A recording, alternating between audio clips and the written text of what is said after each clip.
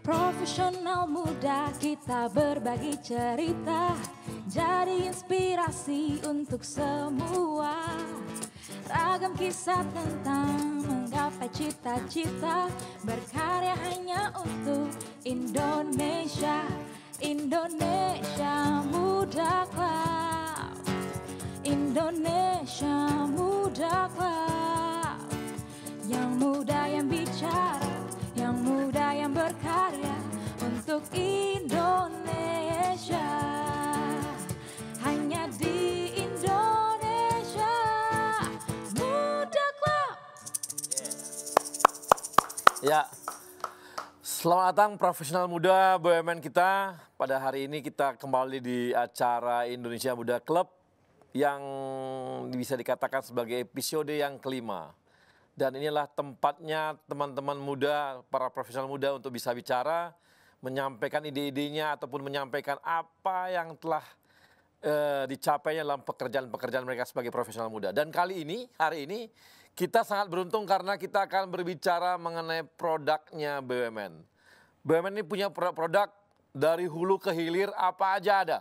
Semuanya ada di BUMN dan kita bisa lihat apa sih yang menjadi unggulan-unggulan dari masing-masing BUMN. Kita mau ngomongin pertanian, kita punya produk pertanian.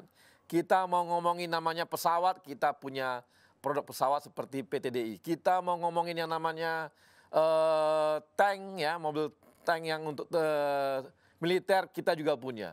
Kita mau ngomongin mengenai produk emas, kita juga punya. Kita mau ngomongin, aduh semua deh, apa saja yang di produk Indonesia, itu hampir semua ada diproduksi oleh kawan-kawan di BUMN. Dan kali ini kita akan bertemu dengan beberapa teman-teman muda, profesional muda yang bekerja di beberapa bidang. Dan nanti ada 4 narasumber yang akan bergabung bersama kita. 2 ada menemani saya di studio. Dan nanti ada 2 lagi ada di lewat Zoom, ya, lewat mereka langsung lewat Zoom-nya dan bisa bergabung dengan kita. Dan yang pertama ada dari RNI, Indri Hatuti. Mbak Indri di bidang apa di RNI? Kebetulan saat ini saya ada di tim Sekor, Sekretaris Korporasi. Cuman untuk terkait food estate ini saya ada di tim intensifikasi percepatan lahan. Nah, ada namanya food estate. Pasti teman-teman bingung nih. Emangnya ada hanya perumahan aja punya real estate? Ternyata food juga punya estate-nya juga nih. Apakah bentuknya hanya untuk orang kaya aja atau gimana? Saya nggak ngerti juga. Nanti jelasin ya, Mbak ya. Oke. Kemudian yang hadir juga hari ini bersama saya dari Antam. Antam, ya benar, Pak. Aneka Tambang, Sarif Faisal. Nah, ini Sarif Faisal ini dari Antam. Di Antam bidang apa, Rif? Saya diamanahkan untuk menjadi VP Corporate Strategy, Pak. Oh, strategik. Yes. Nah, Antam ini kalau teman-teman punya emas di rumah, orang tuanya coba lihat di rumah itu emasnya pasti dari Antam. Jadi hari ini cuma sayang sekali, sebenarnya saya menunggu nih apakah Sarif bawa contoh emasnya gitu. Ternyata nggak dibawa. Nggak dibawa, Rif? Enggak. Atau di kantong nggak ada? Iya, nggak ada. Oke. Dan di lewat Zoom nanti kita ada 2 lagi. Bio Farma dari Bio Farma. Nah, ini Bio Farma. Ini siapa namanya Bio Farma? Herman Tritama. Ini adalah perusahaan lagi naik daun benar nih di Indonesia ini. Karena kita sekarang lagi corona dan mereka lagi mempersiapkan produksi vaksin. Ada bersama di Bandung ya? Di Bandung, Bang. Di Bandung. Kalau Anda di bidang apa di Bio Farma? Saya di bidang research and development. Oke, bagian research dan development. Nah, ini adalah kawan-kawan yang ini mungkin orang farmasi kali, ya? Bang, saya S1-nya biologi, S2 dan S3-nya farmasi. Ya, dekat-dekat lah itu. Iya. Biologi, farmasi ya, tipis-tipis. Oke. Kemudian yang keempat kita ada narasumber dari Pindad. Ini Rizka Putranto. Ini direktur loh, ini masih muda sekali. Rizka berapa Betul. ini ya? 34, usianya? Bang. Hah? 34. 34 ada direktur di Pindad. Bayangin, Pindad ini adalah produk perusahaan BUMN kita yang memproduksi senjata. Saya udah coba di sana ada senjata, tembak-tembak itu enak banget tuh. Jadi saya temenin, Bang. ditemenin ya. Iya. Ada tank juga dan yang terkenal kemarin Maung ya? Betul Bang. Yang lagi naik daun Maung. Nah ini masih muda Siap. sekali. Direktur di Pindad. Direktur bagian apa? Strategi bisnis Bang. Strategi bisnis. Oke, ini mungkin biasanya kalau di Pindad tampangnya tampang militer. Kalau ini tampangnya, wajahnya baik banget ya. Ini cocoknya dia melihara anjing. Ini kok melihara tang gitu ya. Melihara alat-alat senjata berat ini dari Pindad. Oke, ini adalah keempat narasumber kita yang akan menemani kita pada hari ini dan nanti kita, kita langsung aja ya. Oke, nah, kita akan lihat nih apa sih food estate yang dibuat digadang-gadang oleh teman-teman RNI. Coba kita lihat videonya. Silakan. Profesional muda BUMN bisa apa? Aku siap untuk berinovasi. Aku bisa melawan arus untuk kebaikan bangsa. Aku bisa membuat perubahan. Aku bisa bekerja dengan jujur dan independen. Aku bisa memajukan bangsa dengan kreativitas.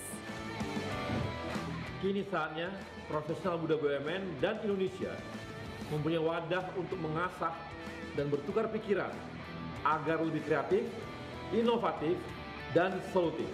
Saksikan Indonesia Muda Club, diskusi cerdas dengan para profesional muda BUMN untuk Indonesia yang lebih baik.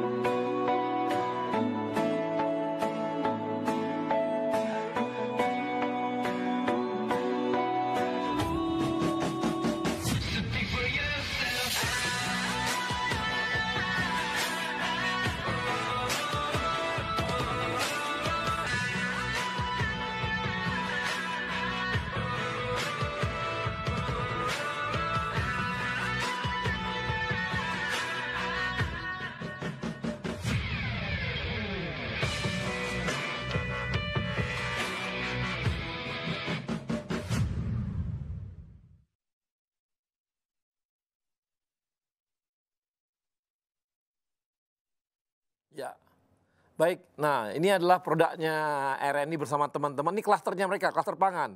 Yang tadi biasanya kita tahu bahwa petani itu menghasilkan produk pertanian 5 ton per hektar. Ini teman-teman dari RNI dan kawan-kawannya bersama petani dan sebagainya itu membuat menjadi 8,5 ton dengan memakai teknologi. Nah, saya ingin tahu nih ceritanya, bisa nggak cerita presentasi mengenai food estate ini? Bisa. Silakan. Jadi food estate ini sebenarnya didirikan sebagai jawaban dari kegelisahan Presiden Jokowi atas adanya ancaman krisis pangan akibat dari pandemi COVID-19 ini. BUMN klaster pangan yang terdiri dari RNI, PT Pertani, PT SHS, kemudian PT Pupuk Kujang berkolaborasi untuk pada pilot project food estate ini. Untuk dari penyediaan lahannya, kita menggunakan lahan dari milik SHS yang ada di Sukamandi, Jawa Barat, seluas 1.000 hektar. SHS sendiri menyiapkan dari lahannya, benihnya, serta budidayanya. Untuk dari sisi pemupukan, pupuk organik, pupuk anorganik dan pupuk NPK kita dapat support dari PT Pertani. Kemudian dari kalau untuk pupuk maaf dari pupuk dari PKC, benar. Kemudian kalau dari Kamu jangan gugup, santai aja. Saya gugup banget ini Pak sebenarnya. Oke. Kemudian petani yang menggarap di sana adalah petani di sekitar SHS. Oh, oke. Jadi memberdayakan di ya betul, sekitar, memberdayakan sekitar lahan SHS. Kemudian untuk supaya kita dapat yang tadi Bapak sampaikan itu kan dari 5 ton per hektar menjadi 8,5 ton per hektar, kita juga butuh pendampingan dari tim ahli. Nah, di mana tugas tim ahli ini? Tim ahli ini adalah mendampingi para petani ini dalam melakukan budidaya. Jadi pendampingannya itu dari penyuluhan, pemberian buku saku bagaimana budidaya yang baik, seperti itu. Karena teknologi yang kita pakai salah satunya adalah yang tadi ada di video itu precision farming. Precision farming yang saya maksud di sini adalah bahwa lahan itu tidak bisa disamaratakan treatmentnya. Jadi mungkin untuk di lahan bagian sini treatmentnya seperti ini, pupuknya misalnya cuma butuh sedikit, yang di sini mungkin sedikit lebih banyak, yang di sini banyak banget. Karena memang kita lihat kondisi masing-masing lahan ini berbeda-beda. Di situ yang membuat saya sedikit menarik bahwa penggunaan teknologi yang di sini. Faktor yang kedua yang mempengaruhi pentingnya. Nah, itu ketika menanamnya pakai teknologi nggak? Atau pakai petani? Pakai teknologi sekaligus pakai petani, karena kan kadang-kadang kalau misalnya pakai petani itu kan jaraknya beda-beda nih Pak. Nah, jadi gabungan sih antara teknologi dengan petani juga. Kemudian lanjut masuk ke tahap off farm atau tahap di luar lahan ya pengolahannya. Kita bekerja sama dengan PT Pertani untuk pengolahan berasnya nanti. Kemudian untuk tahap off take-nya Pertani dengan salah satu anak perusahaan RNI ini yaitu PT Raja Wali Nusindo yang fokus di trading dan distribusi. Diharapkan dengan luasnya jaringan trading dan distribusinya Nusindo, ini produk ini tuh bisa sampai di masyarakat luas sehingga tidak hanya bermanfaat untuk para pelaku usaha tapi juga bermanfaat untuk para petani juga dengan masyarakat sekitar, karena tujuan akhir dari market kita juga di UMKM dan di warung pangan milik BUMN kemarin yang baru diresmikan kayaknya minggu lalu atau 2 minggu yang lalu seperti itu. Jadi inti dari paparan saya tadi adalah 2 hal yang ingin saya tegaskan di sini, bahwa food estate itu tidak akan bisa berhasil kalau ini proyek RNI sendiri. Artinya ini sinergi antar BUMN klaster pangan gitu. Yang kedua adalah bahwa food estate ini proses dari hulu sampai hilir. End to end ya? Betul, dari budidaya sampai dengan diterima masyarakat sampai kita konsumsi nih gitu, seperti itu. Oke, jadi ini nantinya akan diterapkan di berapa tempat? Untuk yang sudah jalan saat ini itu ada di Sukamandi. Kemarin kita udah tanam di bulan Juli dan direncanakan akan panen perdana di Oktober. Untuk yang di lahan Kalimantan Tengah itu baru akan penanaman di bulan Oktober dan direncanakan panen di bulan Maret 2021. Itu berapa hektar yang ada di itu Kalimantan? Sangat luas kalau yang di Kalimantan itu. Cuma untuk pilot project kita pakai ya 1.000 hektar dulu yang di Sukamandi. Diharapkan nanti kalau misalnya di Sukamandi berhasil, di lahan-lahan lain yang produktivitasnya kurang, kita bisa pakai percontohan di lahan Sukamandi ini untuk di lahan yang produktif. Emang di Sukamandi ini lahannya memang kurang baik atau gimana? Lahannya sudah baik, makanya kita coba di pilot project di situ, karena harapan kita akan berhasil di situ. Jika berhasil di situ treatmentnya, maka kita akan lakukan di lahan lain yang produktivitasnya masih kurang. Seperti itu. Jadi ini akan panen kapan rencananya? Awal Oktober. Oh, awal Oktober dipanen ya? Iya, betul. Ajak-ajak kita ya? Siap, siap. Oke, kemudian dari Antam, mungkin kita Antam ada ini kali ya, ada video nggak ya Antam ya? Antam ada videonya? Ada ya? Oke, nah ini saya bertanya lagi tentang ini. Untuk jumlah petani yang ada di sana, jumlah tenaga kerja di sawah tersebut itu ini berapa banyak? Cukup banyak, karena kan sebenarnya itu juga yang ditanami kan nanti 1.000 hektar. Jadi memang memberdayakan petani-petani yang biasa menggarap sawahnya SHS seperti itu. Enggak, maksudnya gini, saya kan mau lihat dari sisi biaya produksi. Dengan dipakai teknologi dan sebagainya, apakah itu mengurangi tenaga kerja yang bekerja di sana? Tidak sih, karena kan yang tadi saya bilang mungkin menggabungkan teknologi dengan yang sudah ada. Karena misalnya salah satu teknologi yang kita pakai nanti mungkin ada sensor, kemudian drone sprayer, kemudian drone surveillance yang nanti hasil dari sensornya itu tuh masuk ke aplikasi Android yang bisa dipegang masing-masing petani juga dengan misalnya pemilik lahannya. Jadi kita bisa mengetahui di situ kondisi lahannya seperti apa ya. Hari ini saya harus nanam atau enggak, dilihat dari kondisi cuaca, kondisi lahan, dan sebaran varietas dan lain sebagainya seperti itu. Jadi malah menurut saya ini memberdayakan petani loh. Gitu. Jadi mereka udah pakai ini ya, jadi pakai aplikasi juga? Iya. Yang buat siapa aplikasinya? Kita bekerja sama lah dengan salah satu BUMN. Oh, dengan BUMN juga? Oke. Jadi rencana nanti sekitar bulan Oktober akan panen gitu ya. Betul. Mudah-mudahan targetnya tercapai dari 5 ton menjadi 8,5 ton. Saya optimis tercapai sih. Dari mana kamu yakin optimis? Karena kalau misalnya kita lihat dari videonya tadi, hamparannya hijau. Jadi kalau hijau udah pasti naik itu produksinya. Ya, terus dari kita juga pakai tim ahli, terus pupuk yang dipakai juga baik gitu kan. Ya, saya yakin tercapai dari yang biasanya hanya 5 ton per hektar menjadi 8,5 ton per hektar. Oke, makasih. Nah, sekarang kita coba lihat dari teman-teman Antam nih. Antam nih apa sih kerjanya, apa ngambil emas atau bikin cincin emas nih? Kita nggak tahu nih. Silakan.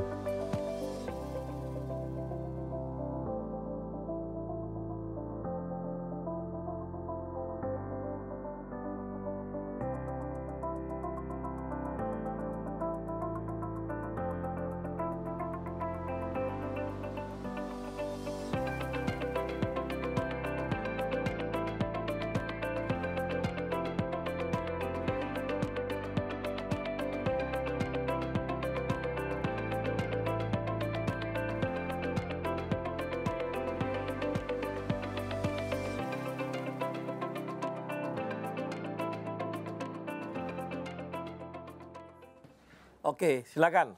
Mas Arief ini di Antam nih, tadi saya menarik ya, karena ada nikel juga ya. Ada. Nikel ini kan membuat nantinya ujung-ujungnya lah rencananya ke depan tuh baterai ya. Baterai benar. Baterai. Jadi ini kan satu komponen baterai yang membuat nikel ini jadi suatu incaran banyak orang. Dan kebetulan di Indonesia nikel termasuk yang terbesar di dunia gitu ya.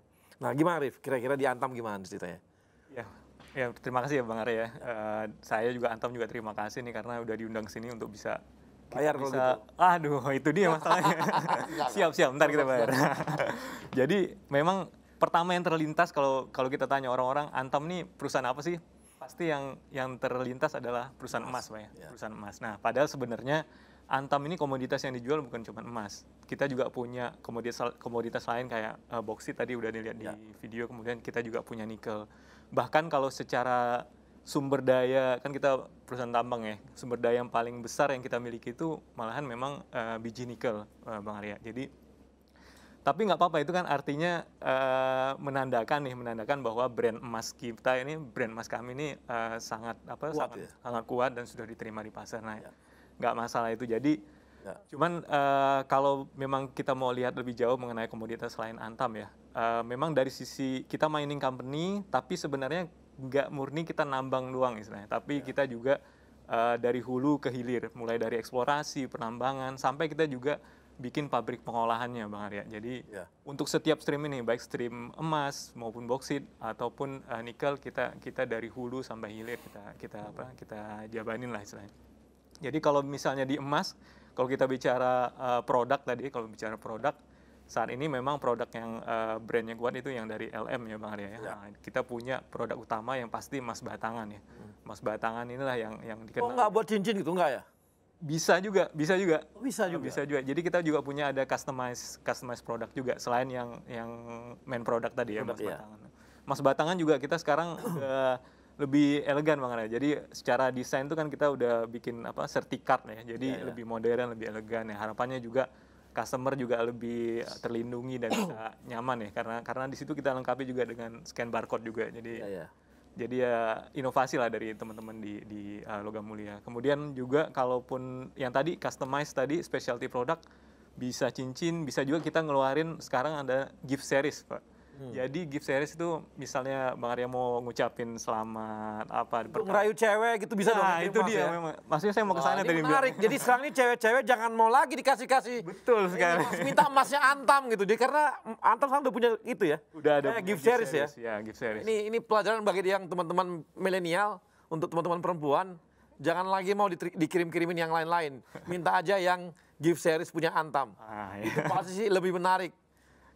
Dan lebih berharga ya Pak ya? Berharga, karena apalagi sekarang harga emas makin lama makin... Oh udah sekarang harganya 1 juta lebih gitu ya. Udah Masya Allah nih. Masya Allah itu harganya. Jadi buat teman-teman udah jangan mau lagi lupakan rayuan, terimanya apa? Gift series dari Antam, ingat itu. Oke. Tapi belinya punya Antam, jangan yang lain. Gimana yang lanjut? Itu lagi ya gift series. Kita juga ada varian batik nih, batik. Oke. Batik ya. Ada juga kita bezel. Jadi macam-macam nih sebenarnya yang cara kita buat menarik pembeli supaya bisa beli yang emas yang khusus lah, emas yang specialty. Ini yang fisik ya Bang Arya, tapi kita juga move ke yang online juga nih. Jadi ada juga kita mengeluarkan satu produk berangkas. Jadi itu kayak depository system. Jadi kita beli jual gitu, tapi bentuknya belum fisik ya.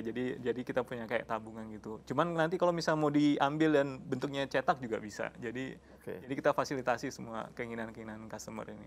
Termasuk pemesanan juga sekarang udah bisa pakai WA, juga bisa melalui website, jadi bisa dikirim ke rumah juga. Gitu. Jadi ya segala cara lah kita coba untuk bisa menjangkau pasar ya, menjangkau customer. Itu yang emas sebenarnya. Kita juga punya kayak boksit dan nikel tadi ya. Boksit ini sama juga dari Nambang kita olah produknya alumina. Jadi yang kami udah punya itu pabrik pengolahannya di Tayan, Kalimantan Barat. Produksinya itu chemical grade alumina. Chemical grade alumina juga varian produknya macam-macam. Ada yang komoditi ya. Komoditi itu biasanya kita jual ke pabrik chemical kayak pembuatan tawas gitu. Aluminium sulfat ini bahan bakunya dari situ. Atau mungkin bata tahan api kalau di furnace gitu ya, itu juga bahan aslinya dari chemical grade alumina. Yang specialty juga, specialty ini yang niche market ya, jadi termasuk nih kalau kita lihat di laptop, di pasta gigi, di amplas, jadi itu semua yang tipis itu? Ya, jadi imbuhan itu bahan imbuhnya itu alumina, jadi ya odol gigi pakai alumina? Ada di dalamnya. Jadi ya kita nggak kerasa, tapi jangan-jangan apa yang kita pakai sehari-hari ini adalah produk dari dalam negeri, selain produk dari alumina dari Kalimantan Barat. Termasuk bikin alumina itu nantinya untuk bahan baku untuk aluminium? Nah, itu tipikal beda lagi, jadi namanya smelter grade alumina. Jadi memang ada yang chemical grade alumina, ada yang smelter grade alumina. Nah, ini yang lagi kita bangun nih bareng sama Inalum. Kita bangun juga pabrik di Kalimantan Barat untuk bisa menghasilkan smelter grade alumina. Nantinya harapannya keluar dari sini, produknya itu akan jadi bahan baku di Kuala Tanjung. Di pabrik Inalum. Jadi nggak impor-impor lagi gitu ya? Itu harapannya, mudah-mudahan insya Allah. Ya, ini lagi ongoing projectnya, mohon doanya mudah-mudahan bisa. Jadi teman-teman Antam ini lagi menyiapkan juga untuk produk namanya alumina smelter tadi. Itu tujuannya adalah untuk membuat aluminium di punyanya Inalum ya. Punyanya Inalum, benar. Sehingga karena selama ini Inalum itu impor tuh bahan bakunya, banyak dari Australia. Yes. Ya kan? Nah, ini sekarang dengan sudah bisa diproduksi oleh teman-teman di Antam, sehingga kita akan bisa mengurangi impor bahan baku alumina dari luar negeri gitu ya. Sehingga kita defisit kita pun jadi turun tuh, karena kita nggak impor lagi. Yes. Nah, ini teman-teman Antam yang bergerak sana gitu ya. Bareng Inalum. Bareng Inalum, oke. Nah, itu yang bauksit ya. Kalau yang terakhir mungkin yang komoditas nikel ya. Nikel ini justru kita yang paling banyak, tadi saya sampaikan paling banyak sumber dayanya. Dan kita juga udah punya pabrik pengolahan, letaknya di Sulawesi Tenggara. Ini menghasilkan produk namanya ferronikel. Ferronikel ini nanti akan kita jual ke pabrik stainless steel biasanya. Jadi ada yang di Cina, Jepang, Korea yang biasanya ada pabrik stainless steel, itu kita jual ke sana. Nah, ini produk yang istilahnya produk downstream dari sisi ferronikel. Tadi Bang Arya sempat sebutin ada baterai tadi ya. Nah, memang ini dari resource kita yang ada memang akan terbagi menjadi dua ya. Jadi satu untuk pasar stainless steel. Kita sering sampaikan ini bahwa ini masuk ke kelas 2 lah, kelas 2 ya, nikel kelas 2. Ada namanya kelas 1, nikel kelas 1. Nah, nikel kelas 1 inilah yang nanti akan menjadi bahan baku yang mengisi value chain EV battery tadi. Ya. Kalau EV battery memang panjang Panjang, rantai. betul. Jadi kita memang arahnya di bagian upstream ya, di bagian hulunya. Bahan bakunya ya. Bahan bakunya nanti dari situ akan masuk ke value chain berikutnya sampai ujungnya nanti ke battery. Udah ada kerjasama dengan Tesla? Kita saat ini kerjasama dengan untuk kan kita harus mendukung, ini kan impian dari Indonesia juga ya, untuk bisa masuk ke mobil listrik ini. Nah, memang kita bekerja sama kemarin diminta sesama BUMN, sama BUMN tuh ada di situ Mind ID kan induknya kami ya, kerjasama dengan Pertamina dan juga PLN dalam rangka untuk wujudin seluruh rantai atau value chain yang ada. Dari end to end lagi dong kalau gitu ya. Mudah-mudahan insya Allah. Memang kali ini selang ini BUMN ini maunya end to end terus gitu. Karena end to end ini tidak, tadi kan kita ngomong di pangan nih, pangan juga end to end. Ternyata sekarang untuk baterai juga end to end juga ya. Sama ya. Sampai ujungnya adalah mobil listrik gitu ya. Ya, insya Allah. Kendaraan listrik gitu kan. Correct, benar. Oke, jadi cukup keren ya. Terus gimana lagi nih ceritanya? Nah inilah mungkin tantangan kita memang di EV battery ini karena memang kita ini satu produk baru ya, baru dan memang belum banyak pabrik atau apa yang sukses dengan mulus di dunia ini. Nah ini jadi tantangan juga buat kita, tapi juga kita ingin menjawab tantangan pasar karena market atau demand dari market kedepannya ini pasti di drive oleh EV battery ini. Jadi kita mau tangkap itu, kita tangkap peluangnya dan kita memang punya sumber dayanya sebagai kekuatan kita. Nah ini yang kita mau combine nih, kita mau combine. Oke Rif, terima kasih Rif. Nah, dan kawan-kawan tadi begitulah cerita mengenai Antam, produk-produknya bagaimana. Ternyata banyak sekali yang ada di sekitar kita adalah produk-produk bagian dari Antam kan gitu ya. Kemudian dari teman-teman dari RNI juga tadi cerita bagaimana mereka end to end bersama dengan klaster pangan mau membuat yang namanya food estate. Ini adalah jawaban mengenai kebutuhan pangannya Indonesia, apalagi tengah pandemi seperti ini, kebutuhan pangan semakin tinggi. Nah, kita akan kembali lagi setelah yang satu ini, nanti kita akan dengarkan lagi apa sih yang akan dipresentasikan oleh kawan-kawan dari Bio Farma dan dari Pindad. Oke, kita lanjut setelah yang satu ini. Yang muda yang bicara, yang muda yang berkarya untuk Indonesia.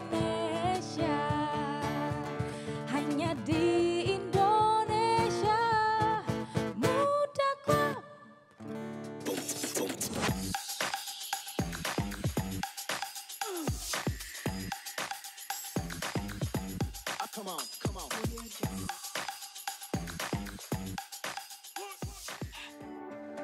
Sebuah semangat baru dalam menghadapi tantangan di masa depan. Kementerian BUMN dan seluruh BUMN di negeri ini terus bekerja keras untuk meningkatkan nilai ekonomi dan sosial demi kepentingan masyarakat luas. Melalui inovasi model bisnis yang akan mendorong mesin pertumbuhan dan kepemimpinan teknologi agar siap menghadapi perubahan. Melalui peningkatan investasi dan terciptanya ekosistem investasi yang sehat. Pengembangan talenta adalah kunci agar BUMN siap bersaing secara global. Semua ini hanya untuk negara dan bangsa, untuk Indonesia. Semangat baru ini hadir dengan wajah baru, dengan bentuk visual yang terinspirasi semangat inovasi dalam pemanfaatan teknologi. Dalam komposisi yang menggambarkan semangat kolaborasi, membentuk inisial institusi kebanggaan kami, bersanding dengan lambang negara Indonesia tercinta, Garuda Pancasila.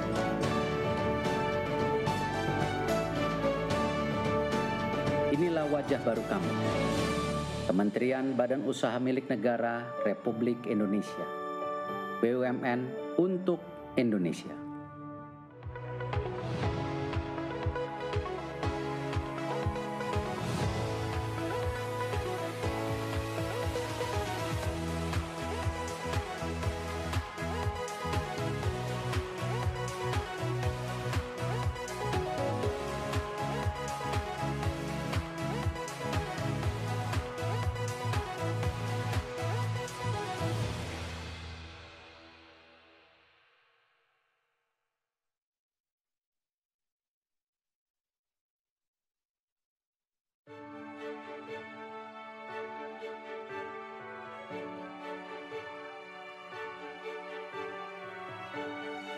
amanah.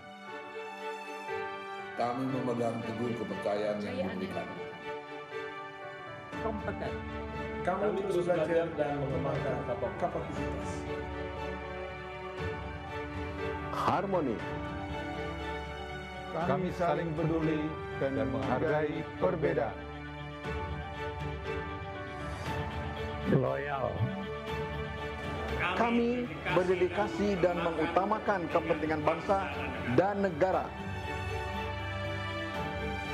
Kami terus berinovasi dan antusias dalam menggerakkan ataupun menghadapi perubahan. Kami membangun kerjasama yang sinergis.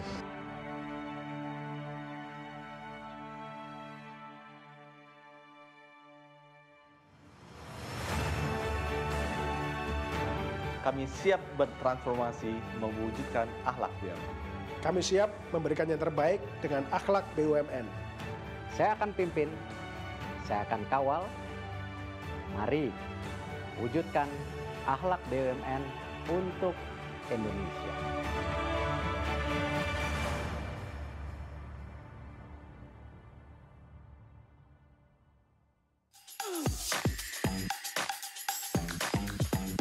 Come on, come on.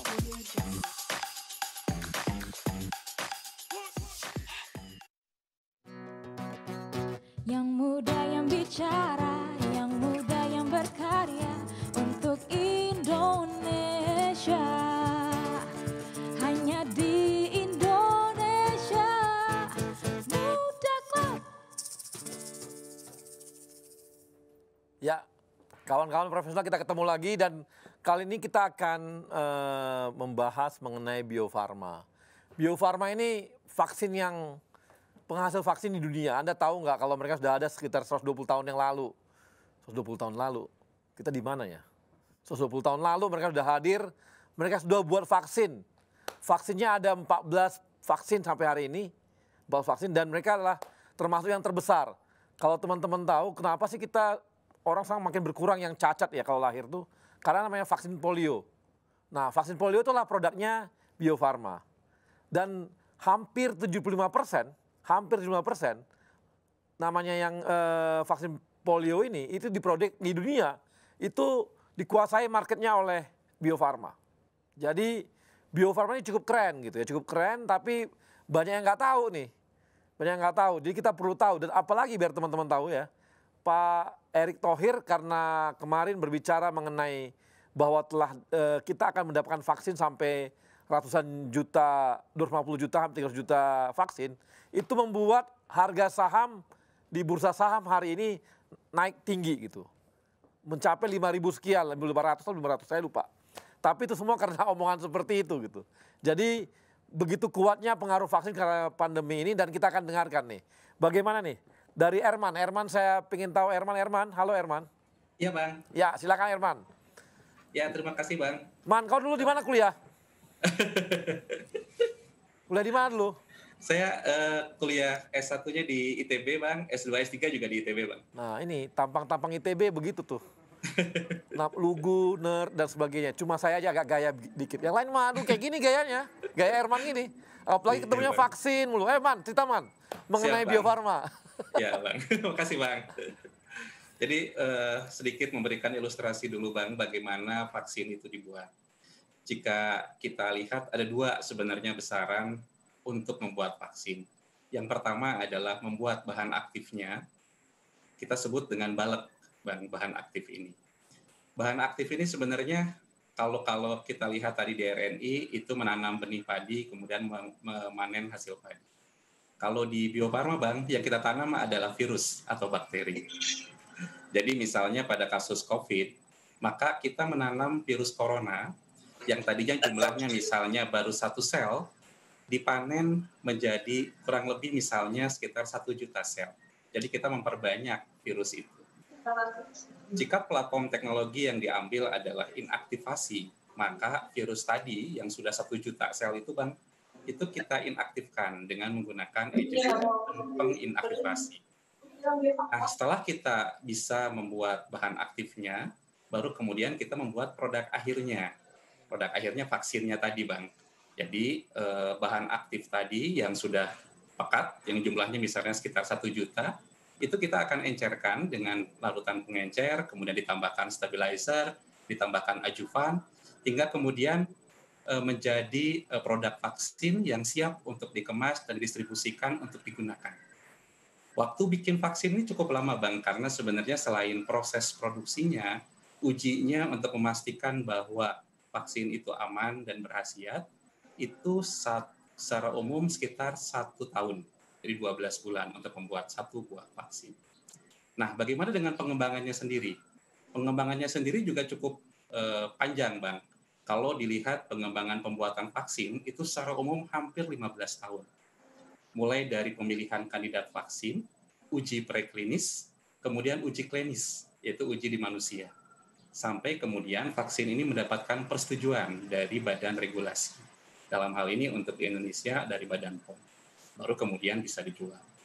Nah, dengan panjangnya waktu proses pembuatan vaksin, baik itu pengembangan maupun proses produksinya, maka strategi yang diambil oleh Bio Farma supaya tetap mandiri dan bisa cepat menyediakan vaksin, maka strategi dalam pengembangan adalah penguasaan platform teknologi. Jadi hampir semua platform teknologi pembuatan vaksin ini telah dikuasai oleh Bio Farma. Mau itu whole cell virus inactivated, whole cell virus live attenuated, rekombinan, itu sudah dikuasai oleh Bio Farma. Karena kenapa? Karena kalau kita bisa menguasai itu, maka proses pengembangan pembuatan vaksin ini tidak bisa kita persempit dari sebelumnya 15 tahun menjadi lebih pendek. Yang kedua juga yang harus dikuasai pada tahap pengembangan adalah kemampuan upscaling. Kalau kita tahu sendiri, Bang, kalau penelitian mungkin dulu waktu kita kuliah atau waktu SMA, penelitian itu kan dilakukan pada skala kecil. 1 liter lah sampai mungkin 10 liter. Kalau kemudian kita harus naikkan pada skala produksi itu 1.000 liter sampai 2.000 liter, kalau kita tidak memiliki kemampuan upscaling akan sulit. Sehingga itu juga harus dikuasai oleh Bio Farma. Dan yang ketiga adalah penguasaan regulasi.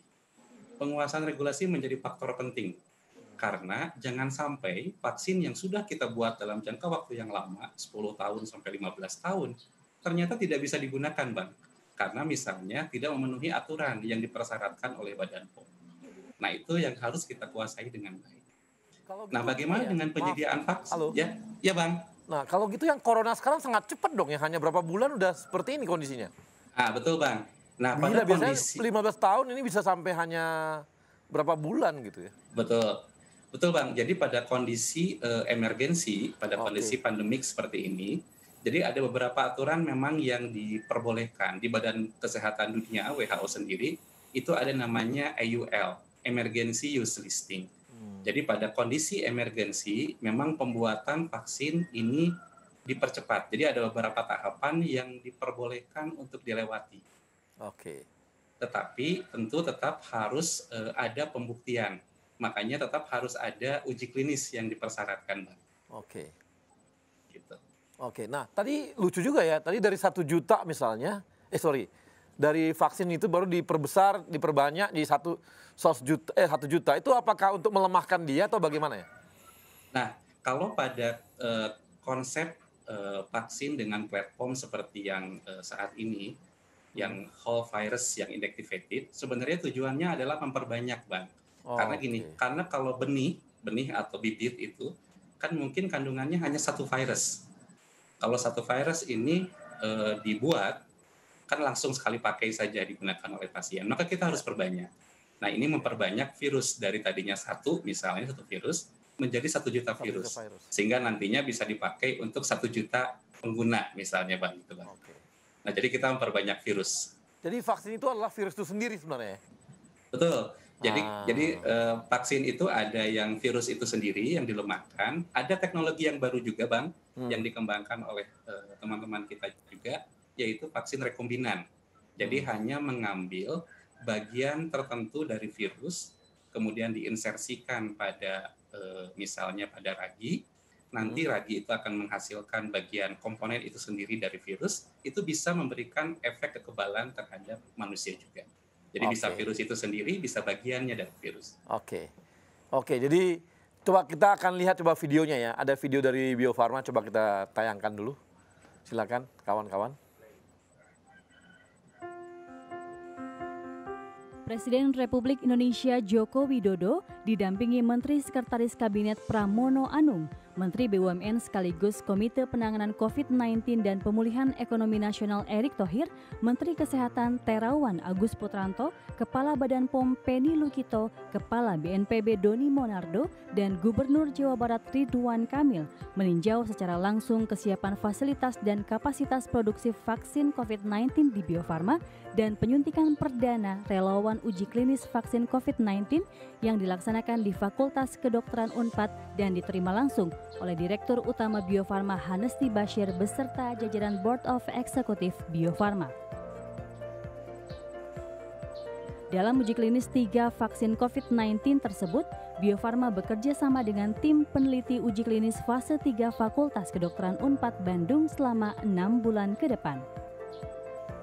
Bio Farma sudah mempersiapkan fasilitas produksi dengan kapasitas maksimal sebanyak 100 juta dosis dan pada akhir Desember 2020 akan ada tambahan kapasitas produksi sebanyak 150 juta dosis. Produksi untuk vaksin juga dilakukan sendiri oleh Bio Farma, artinya vaksin inilah nanti yang akan digunakan untuk vaksinasi di tanah air. Kita optimis bahwa dengan segera ditemukannya vaksin ini, kita bisa melakukan vaksinasi kepada seluruh rakyat.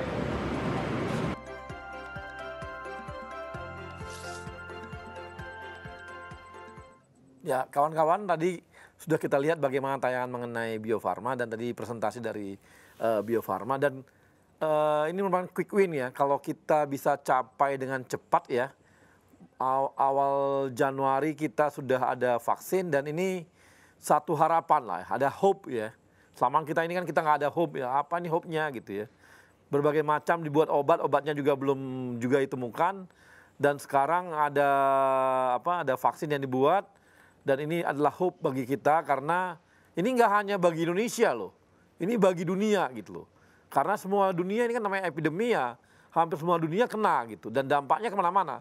Jadi kalau ini kita temukan vaksin ini akan sebuah harapan baru bagi kita gitu, dan kita harus berterima kasih kepada teman-teman dari Bio Farma yang sudah akan memproduksi ini mulai tahun depan. Semoga itu bisa juga tercapai. Karena gini, banyak banget yang bakal disuntik ini dengan vaksin ini. Bayangkan ada 260 juta orang akan disuntik. Emang kan nggak serentak disuntik semua, kan nggak ada gitu. Itu butuh dengan namanya, artinya apa? Butuh sekitar 260 juta alat suntik juga. Nah, kabarnya vaksin ini akan 2 kali disuntikan kepada kita. Jadi pertama, kemudian 2 minggu kemudian disuntik lagi. Nah, ini akan membuat kebutuhan mencapai hampir 500 juta sampai 600 juta vaksin yang kita butuhkan di Indonesia. Itu akan disuntikkan kepada kita dan artinya banyak kebutuhan ini. Jadi kalau teman-teman ini ya, siap-siap aja kita tahun depan kita akan disuntik vaksin semua nih dengan vaksin corona, dan kita bisa kembali berproduksi secara new normal. Artinya new normal dengan cara yang kita, kan banyak hal yang dapat positif juga dari kondisi corona ini gitu. Nah, oke, kita akan lanjut ke teman kita dari Pindad, Mas Rizka. Mas Rizka, tapi sebelumnya kita akan lihat video dari Pindad.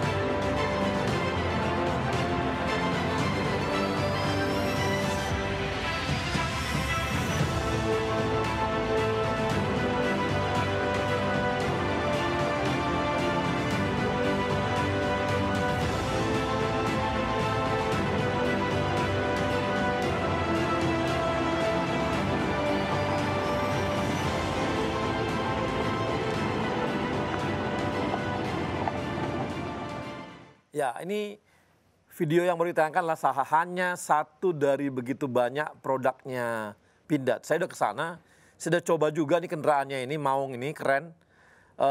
Berbatu-batu juga oke, ke lumpur-lumpur juga oke, 4x4, suspensinya mantap. Pokoknya keren lah. Jadi kalau mau punya pacar, mau jalan-jalan keluar kota, ke gunung-gunung, minta beli mobilnya pakai Pindad. Jadi cewek-cewek sekarang kalau ada cowok datang pakai mobil-mobil yang mewah dari Eropa dan sebagainya, lupain aja. Carilah cowok yang memang dia bawa Maung. Karena ini adalah cowok yang jantan, benar-benar gaya, gagah, dan laki-laki beneran. Karena sekarang banyak cowok-cowok tapi ya cowok. Ya Anda tahu sendirilah. Baik, kita akan dengarkan ya ada Rizka. Rizka mana Rizka? Rizka ini muda banget, baru 34 ya Riz? Betul Bang. Nah, ini dari 34 sudah ngutak-ngatik Pindad. Jadi coba silakan Riz, bisa cerita mengenai Pindad nih, gimana Pindad sekarang setelah bersama-sama Rizka nih? Baik Bang, terima kasih sebelumnya Bang. Pindad sekarang menuju arah transformasi yang baru Bang. Jadi mungkin dulu Pindad terlihat cukup bagaimana ya, military sekali. Memang kita masih selalu fokus di military. Namun kita sekarang akan merubah wajah kita, bertransform. Tentu masih military, namun kita akan mengembangkan banyak-banyak produk yang lebih varian. Pindad mempunyai ambisi untuk masuk perusahaan pertahanan global dunia 100 besar pada tahun 2024, Bang. Ini merupakan satu giant leap, satu langkah besar dan satu ambisi Pindad. Semoga langkah ini dapat terwujud, karena sangat bisa terwujud mengingat banyak sekali agenda dari pemerintah Indonesia, terutama di sektor pertahanan dan keamanan, dan juga di sektor ketahanan pangan juga, Bang, karena Pindad juga aktif dan involved di ketahanan pangan, sehingga dengan dua agenda besar pemerintah kita di bawah Pak Presiden Joko Widodo, yang berfokus pada pertahanan keamanan juga berfokus pada pertahanan pangan, Pindad akan selalu berada di bagian dalam pembangunan tersebut. Sehingga kita harus bersiap diri menjadi smart factory atau smart supplier, yang dulu kita lebih wait and see, sekarang kita lebih menjemput bola. Nah, dengan cara apa? Kita dengan cara terus berinovasi dan memberikan solusi-driven approach. Jadi solusi-solusi kami nanti sifatnya one bulk package, end-to-end solutions. Kita bukan hanya memberikan produk, namun kita memberikan services-nya juga, Bang. Jadi kita melakukan perawatan, kita juga melakukan maintenance, dan kita juga melakukan solusi-driven approach. Jadi ketika TNI membutuhkan satu sistem persenjataan, kita akan supply dengan complete package sistem persenjataan. Bukan hanya sepenggal-sepenggal yang mungkin kalau dulu kita lebih fokus seperti itu. Kurang lebih seperti itu, Bang. Oke, nah ini saya dapat kabar kalau Pindad ini sebenarnya sudah ada sejak tahun berapa ya? 2 abad yang lalu? Ya, Pindad berdiri zaman VOC, Bang. Nah. Kala itu dibikin langsung oleh Dendels. Mungkin Abang tahu ya. Dendels siapa? Gubernur Jenderal Wah, kamu Belanda. kira saya udah tua banget ya? Sampai saya, emang saya seumuran Dendels. Aduh, enggak. Santai, Riz, lanjut. Ya, kita Pindad ini kalau tidak salah Bang, correct me if I'm wrong, itu perusahaan kedua tertua di Indonesia setelah PT POS, Bang. Ya. Jadi kalau nggak salah kita selangnya hanya sekitar setahunan atau 2 tahun. Kemudian Pindad adalah perusahaan kedua. Kita didirikan sekitar 1808. Awalnya merupakan bengkel persenjataan dari VOC kala itu. Kemudian di awal 1900-an Pindad menyuplai senjata terhadap kolonial Belanda, munisi juga, persenjataan munisi dan bahan-bahan peledak lainnya. Ketika tahun 1920 akhirnya Pindad pindah ke Bandung, Bang. Awalnya di Surabaya dulu. Awalnya di Surabaya ketika Dendels membangun Pindad di Surabaya. 1920 Pindad pindah ke Bandung. Yang dimana Abang kemarin main, itu bangunan tahun 1920, Bang. Wow. Jadi itu bangunan cukup tua. Dan itu masih otentik, dijaga otentiknya dan heritage-nya. Itu tahun 1920-an kita pindah ke Bandung. Setelah Indonesia merdeka, Pindad tentu menjadi milik pemerintah Indonesia. Dan tahun 60 berubah menjadi namanya Perindustrian Angkatan Darat, Bang, untuk membantu TNI Angkatan Darat dalam mensuplai persenjataan TNI Angkatan Darat. Nah, ketika tahun 80-an, khususnya di tahun 83-an, kala itu Pindad bertransformasi menjadi BUMN, dipimpin langsung oleh almarhum Bapak Habibie. Di situ Pindad masuk di dalam kamar atau di dalam gerbong, kalau sekarang sebutnya klaster, dulu sebutnya BPIS, Badan Perindustrian Strategis. yang dipimpin langsung oleh Bapak Habibie. Di situ terdiri dari Pindad, Dirgantara, PAL, Krakatau Steel, dan lain-lainnya.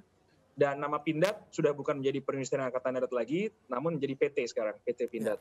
Nah, hingga hari ini Pindad tetap eksis dan tetap berada dalam lokomotif pertahanan keamanan Indonesia, dan juga sekarang kita berada dalam lokomotif ketahanan pangan Indonesia. Oke, jadi supaya teman-teman tahu ya, jadi dulu itu Belanda itu untuk VOC itu persenjataannya, itu perang-perang itu diproduksi di Pindad, di Surabaya. Ya, Betul, Bang. Jadi kemudian kolonial Belanda kan setelah VOC kan dia perusahaan. Kemudian kolonial Belanda. Jadi ketika Belanda itu perang di Eropa atau perang di Afrika dan sebagainya, senjata dari Pindad kalau gitu ya. Betul, Bang. Itu yang tahun 1920-an itu. Ketika buka pabrik di Bandung itu menyuplai senjata untuk Belanda sebagai kolonial, untuk menjajah dan segala macam, itu dari Bandung itu, Bang. Dari yang di Pindad sekarang ya, Bang, kemarin mampir. Jadi bayangin nih sebuah perusahaan kita punya ya. Ini dulu Belanda diproduknya senjata-senjata dari Pindad. Jadi perang-perang itu semua dari Pindad. Betul. Makanya harusnya ini ya perusahaan yang sangat terkenal sebagai perusahaan militer sebenarnya di dunia, harusnya ya. Betul, Bang. Makanya tadi saya sampaikan sangat mungkin Pindad menjadi 100 besar dunia di tahun 2024 karena dengan produk-produk kita yang sangat inovatif, solusi driven approach, dan juga ambisi dan juga agenda-agenda besar dari pemerintah Bapak Joko Widodo yang didukung oleh pemerintahan Bapak Prabowo di sini di Kementerian Pertahanan. Pindad. Waduh, mati nih dia. Nggak apa-apa. Ini ya, jadi gini, saya juga beritahu ya bahwa Pindad ini adalah perusahaan ya yang dia buat peluru juga ada, kemudian dia buat senjata laras pendek juga ada, laras panjang juga ada, dia juga buat yang namanya senjata berat ya, jadi peluru yang untuk meriam gitu juga dia buat gitu ya. Dia buat tank juga, tank dia ini terkenal banget, terkenal dia karena apa? Tank dia ini sama dengan kalibernya Leopard. Jadi kalau Leopard buatan Inggris dan sangat terkenal di dunia, kualitasnya sama dengan Pindad. Nah ini kemampuan Pindad untuk buat nih sangat hebat. Mungkin teman-teman BUMN yang muda-muda perlu nih, kalau ada dulu waktu kita mahasiswa, itu kan ada karya wisata gitu ya. Jalan-jalan ke industri, ini Pindad ini bisa dikunjungi oleh kawan-kawan untuk melihat bagaimana hebatnya alat persenjataan kita yang dimiliki oleh Indonesia. Sehingga sangat wajar kalau pemerintah Indonesia saat ini Pak Jokowi itu minta banget, kita ngapain beli ke luar negeri, beli dalam negeri aja. Supaya apa? Supaya BUMN. Nah, tadi sayang banget diceritakan bahwa sekarang ini pendapatan Pindad naiknya berkali lipat. Kabarnya hampir 3 kali lipat daripada yang sebelumnya. Karena banyak sekali proyek mereka kerjakan untuk pemerintah Indonesia. Karena kepercayaan terhadap produknya Pindad makin besar gitu. Dan ke depan sih makin oke. Dan saya mau beritahu juga, ini adalah industri-industri strategis di Indonesia. Setiap ada perubahan pemerintahan dulu ya, waktu zaman Belanda itu, ketika kita masuk kemerdekaan, itu dikuasai oleh Indonesia. Kemudian Jepang. Kemudian awalnya Jepang. Ganti pemerintahan masuk ke Indonesia, ganti lagi nih bosnya. Demikian juga setelah itu ada Belanda masuk lagi, diganti lagi Belanda. Begitu seterusnya, karena dianggap sebagai industri strategisnya. Ini nggak hanya oleh Pindad, di Bio Farma juga begitu. Kalau kawan-kawan ke Bio Farma, itu Anda akan lihat bahwa ternyata setiap ada pergantian pemerintahan Indonesia dulu, dari Jepang dan sebagainya, maka berganti-ganti juga itu. Jepang, kemudian kita merdeka orang Indonesia, kemudian masuk agresi Belanda, langsung dikuasai oleh Belanda lagi. Jadi setiap baru perubahan-perubahan terjadi terus. Kenapa? Karena Bio Farma pun sangat strategis. Anda percaya nggak kalau Bio Farma ini sangat berbahaya juga. Kalau digabungkan dengan persenjataan, bisa jadi senjata biologis. Ini bahaya banget. Jadi betul-betul ini adalah sebuah sebuah alat senjata biologi yang mengerikan, bisa dimanfaatkan oleh Indonesia kalau dia disatukan. Tapi ya ini kan kita lihatnya lebih kepada ini ya, penyakit dan sebagainya. Tapi artinya begitu pentingnya industri ini sehingga menjadi rebutan bagi banyak pihak gitu. Nah, kita akan dengarkan lagi yang nantinya bagaimana sih mereka bercerita mengenai industri mereka, kenapa mereka ada di sana. Tapi kita akan lanjut setelah yang satu ini. Yang muda yang bicara, yang muda yang berkarya untuk Indonesia. Hanya di Indonesia Muda Club. Walaupun banyak negeri ku jalani, yang masyhur permai di kata orang, tetapi kampung dan rumahku, di sanalah ku rasa senang. Tanahku tak ku lupakan,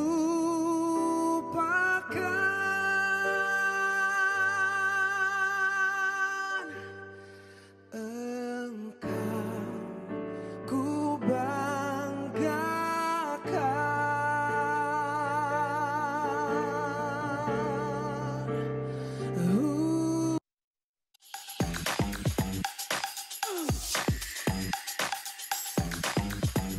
Come on, come on.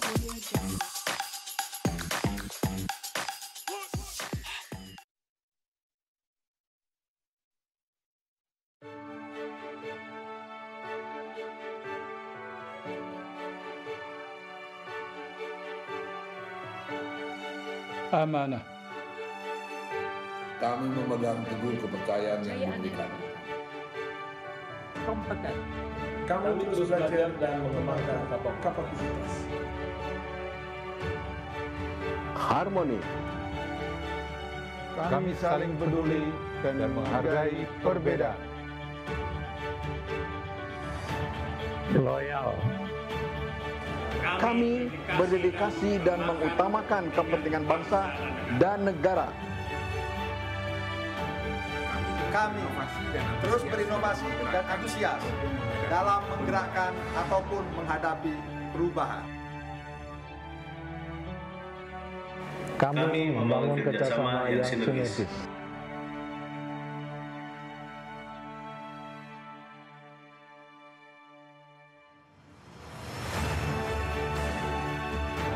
Kami siap bertransformasi mewujudkan akhlak BUMN. Kami siap memberikan yang terbaik dengan akhlak BUMN. Saya akan pimpin, saya akan kawal. Mari wujudkan akhlak BUMN untuk Indonesia.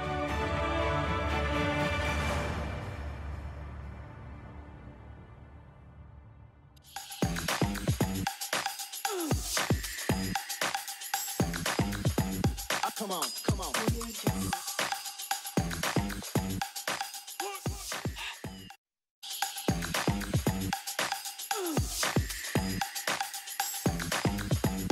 Come on, come on.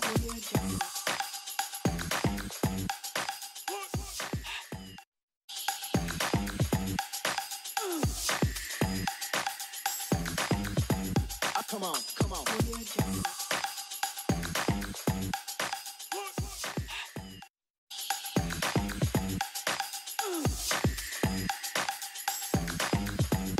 Come on, come on.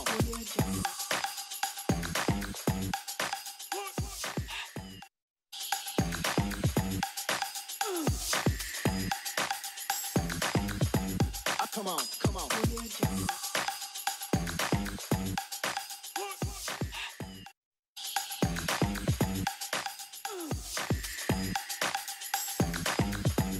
Come on, come on.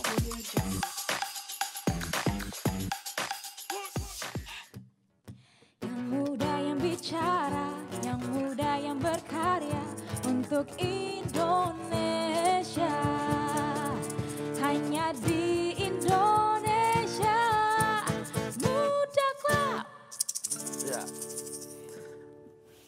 Baik, kawan-kawan. Terima kasih ya kepada teman-teman di Amarta Karya yang hari ini ada nobar rame-rame ya. Nonton bareng Indonesia Muda Club. Kemudian juga di Pindad. Nah, ini mungkin karena dia direktur maka anak buahnya disuruh semua. Wajib. Enggak, bercanda. Tapi terima kasih kepada kawan-kawan Pindad yang juga sudah hadir untuk bergabung ya. Nah, saya ingin tahu nih, kita ngobrol-ngobrol lebih lanjut lagi. Saya ingin tahu dengan Sarif dulu nih, Sarif. Rif, bisa cerita nih, kenapa Sarif sampai masuk ke Antam, terus apakah memang karena anak tambang dulu, maksudnya Antam, aneka tambang, ya udah anak tambang, masuk tambang deh gitu, atau gimana? Ya, oke, berarti ini personal ya? Ya personal dong, kita mau ngilik-ngilik nih. Oke deh. Jadi berapa istri, berapa selingkuhan, oh bukan? Siap. Jadi memang bener ini Bang Arya, memang ya pertama karena memang kuliahnya di teknik pertambangan ya, jadi ya kita mau cari yang memang bisa mengimplementasikan apa yang udah kita pelajari, dan alhamdulillah Antam nih mau terima saya nih istilahnya untuk bisa bergabung, dan tapi alhamdulillah sekali saya termasuk bersyukur dan bangga bisa masuk ke Antam ya. Pertama karena Antam nih BUMN, bicara BUMN ya kita kerja bukan hanya setiap kontribusi yang kita lakukan kan bukan cuma buat perusahaan, tapi lebih jauh mau langsung nggak langsung kan pasti ke negara. Nah itu mungkin yang satu hal yang bikin saya tuh ya sampai sekarang ya, karena saya dari lulus kuliah sampai sekarang masih di Antam, masih di BUMN. Nah jadi kalau bicara produk keren asli BUMN ya saya produk aslinya, tapi kalau kerennya nggak tahu ya. Aslinya asli nih dari selesai kuliah langsung di Antam. Nah yang kedua juga uniknya Antam tadi karena dia punya beberapa komoditas dan itu membuat saya pengen ada pembelajaran gitu ya. Jadi pembelajaran buat saya karena pertama saya masuk di komoditas nikel, produksi nikel, kemudian saya pindah ke produksi alumina yang bauksit. Nah, sampai ke sini. Nah, itu juga Emang ada tantangannya kan, Antam itu kan tambang kan nyangkul doang itu. Iya. Cuma kan beda, satu nyangkulnya cangkul pakai kecil gitu, ini cangkulnya pakai besar, korek gitu. Emang ada yang menarik gitu? Oh iya. Nyangkul doang kok. Uniknya Antam tuh bukan cuma nambang Mas. Gitu. Jadi uniknya Antam ya kita tadi integrasi ya dari eksplorasi, penambangan sampai pengolahan. Kebetulan saya di pertambangannya juga di bagian pengolahannya. Jadi gimana kita bisa mengolah hasil tambang tadi untuk menjadi produk yang punya value added lebih gitu. Dan itu punya keunikan tersendiri lah, karena kan kalau ore atau biji nikel atau biji bauksit ini kan kita nggak bisa atur sebenarnya, maksudnya memang dari sananya udah sumber daya alam. Jadi ini keunikannya gimana bisa ngubah ini menjadi produk yang bisa diterima di pasar, itu sih uniknya. Aku menarik tadi, lu tadi ngomong bahwa kenapa, karena gue di BUMN ini menarik Bang, karena kami tidak hanya sekedar menguntungkan untuk perusahaan tapi menguntungkan untuk Indonesia. Emang lu cinta Indonesia gitu sampai gitu-gitu amat gitu? Insya Allah ya. Kan ini nilainya beda banget nih. Yang kerja di BUMN itu adalah beda loh di BUMN ini kerjanya. Karena apa? Kami kerja betul cari uang. Kami betul untuk produksi. Kami betul untuk membuat kaya perusahaan. Tapi ini untuk Indonesia gitu. Jadi merah putihnya kuat banget. Emang yang ngajarin siapa merah putih? Ya mungkin dari pribadi dan juga kita juga yang pertama kita ngerasa dari kampus lu kali. Enggak ya, semua sih sebenarnya karena kan ini kan gimana ya? Artinya kalau kita berasa di BUMN itu rasanya berasa jadi pejuang, Bang. Oh, jadi pejuang. Jadi walaupun kita nggak bawa senjata kayak di Pindad gitu kan nembakin musuh enggak, tapi kita pejuang buat negara ini ya. Inilah mungkin jalannya kita kan, bagaimana kita bisa memberi manfaat, sebenarnya itu sih poin kenapa kita hidup nih kan, kita mau memberi manfaat. Jadi nanti menarik nggak untuk ke depan tambang yang lu lihat nih, Antam ini bagaimana ke depannya, yang lu lihat menariknya gitu? Antam ke depan nih insya Allah ini kan kalau kita lihat sumber daya nih nikel kita yang banyak ya, dan juga permintaan pasar yang juga tinggi terutama di bateri ya, dan Antam ini mau ke arah sana istilahnya, mau jawab tantangan dari pasar itu. Saya yakin ini kedepannya nih kalau kita memang jalan semua proyek kita terutama di bagian nikel ini akan masa depan insya Allah cerah. Itu sih mungkin. Oke, makasih Rip. Saya mau ke ke kawan kita Rizka, ada Rizka dari Pindad. Riz, lu kok bisa jadi direktur, Riz? Gimana caranya, Riz? Apa yang lu lakuin sampai masih muda dulu, gimana sih? Lu sampai ke BCG, aku dengar sampai BCG dan sebagainya. Kok bisa gitu loh? Bisa cerita nggak tentang pribadi lo? Iya, sebelum di Pindad saya di Boston Consulting, Bang. Iya. Nah, kebetulan dulu itu Boston Consulting tim yang membantu Kementerian BUMN menyusun strategi klaster industri pertahanan Indonesia, Bang. Iya. Dan dalam perjalanan itulah terjadi diskusi dan komunikasi dengan para stakeholder, dan mungkin para stakeholder melihat ini is a good potential opportunity yang bisa kita unleash di industri pertahanan kita, dan juga selaras dengan tadi saya sampaikan agenda besar dari pemerintah Pak Jokowi untuk menguatkan pertahanan keamanan kita dan ketahanan pangan. Kurang lebih singkatnya seperti itu, Bang. Namun ya actually saya punya passion di history, Bang. I have a big passion di history and military, so Pindad is kind of my swimming pool, Bang. Gitu ya. Oke, nah tapi waktu di BCG lo memang ini sangat concern dengan pertahanan, industri pertahanan atau gimana? BCG Indonesia salah satu BCG yang mempunyai case study mengenai pertahanan, dan saya juga heavily sangat involved di tim itu. Gitu. Karena BCG di dunia juga sangat membantu beberapa strategi industri pertahanan baik di US maupun di Europe.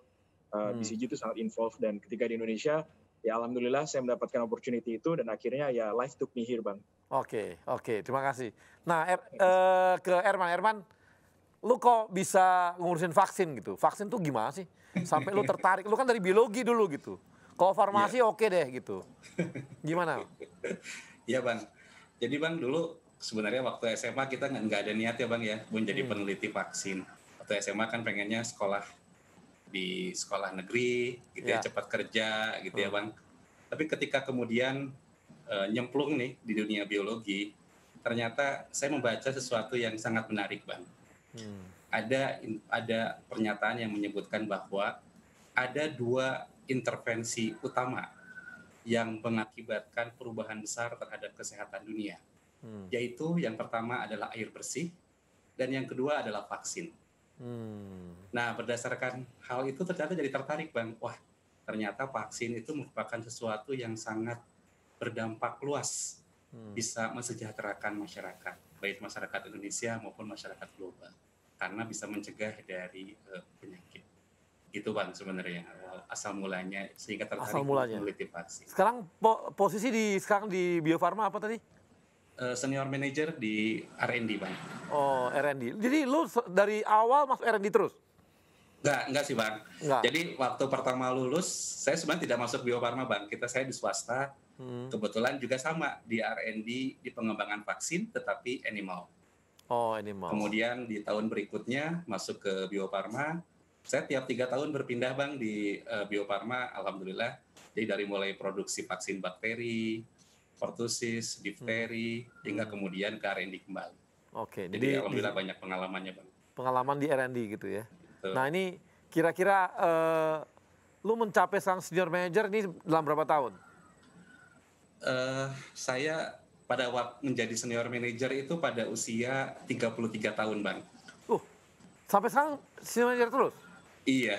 Wah, nanti saya ngomongin sama dirutnya deh, supaya cepat-cepat naik. Peneliti aja itu sih, lu sibuk sama vaksin mulu sih. Gak pernah ngobrol sama orangnya kali. Lu gak pernah ngobrol sama bos-bosnya, ngobrol sama vaksin mulu.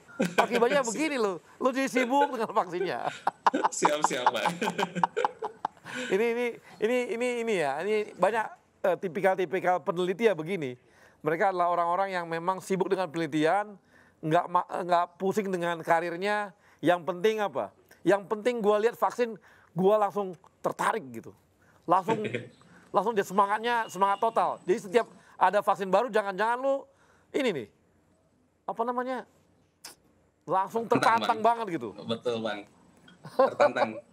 Kalau menghasilkan sesuatu yang bermanfaat tuh sangat menarik Bang, karena gitu bisa bermanfaat untuk masyarakat. Oke, ini adalah petarung-petarung di ini ya, petarung-petarung peneliti ya begini gayanya gitu. Nah, sekarang Indri nih, saya tanya Indri.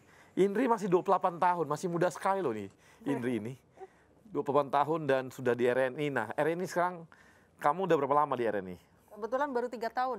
Oh, baru 3 tahun. Ya. Baru 3 tahun sudah pegang proyek ini ya?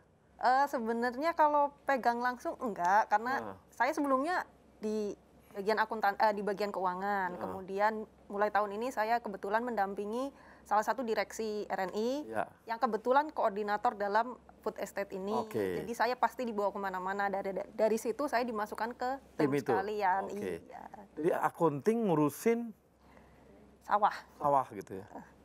Terus kamu dapat apa? Gimana kamu accounting itunya gimana tuh? Padi-padinya gitu. Dulu dari UGM? Betul. Langsung ke RNI? Betul. Jadi kenapa sampai milih RNI? Mungkin salah satunya ya seperti yang dijelaskan Pak Syarif tadi ya, karena salah satunya BUMN. Saya yakin ketika saya bisa masuk di BUMN ya mungkin saya bisa bermanfaat bagi banyak orang, tidak juga juga untuk negara sendiri. Oke, jadi tertarik dari ini kayaknya ini ya orang-orang BUMN ini semuanya berpikirnya bagaimana untuk bangsa Indonesia gitu ya. Akhlak. Merah putih banget gitu. Masih muda-muda aja udah merah putih banget nih, gimana seniornya nanti. Nah, kemudian tantangan apa yang kamu lihat bahwa saya di RNI nanti bakal begini deh saya gitu. Itu gimana tuh? Tantangannya sendiri karena sebenarnya RNI itu kan fokusnya di industri agroindustri gula. Betul. Sedangkan gula itu kalau kita lihat semakin kesini kan semakin sunset ya. Jadi mungkin banyak orang-orang yang mungkin mulai sekarang itu berpikir kayak mengurangi konsumsi gula gitu loh. Padahal sebenarnya gula juga banyak manfaatnya. Dari situ inovasi-inovasi itu terus kami lakukan di dalam RNI sendiri. Jadi bagaimana supaya kita memperkenalkan gula itu juga sebenarnya ada sehatnya loh. Bagaimana sampai gula bisa masuk ke masyarakat juga sehingga konsumsinya juga mencukupi untuk masyarakat. Oke. Jadi udah kebayang ya. Apakah mau jadi direktur keuangan atau bagaimana di RNI? Enggak. Setelah tahu food estate ini gimana? Doanya. Masih pengen tertarik di finance atau gimana?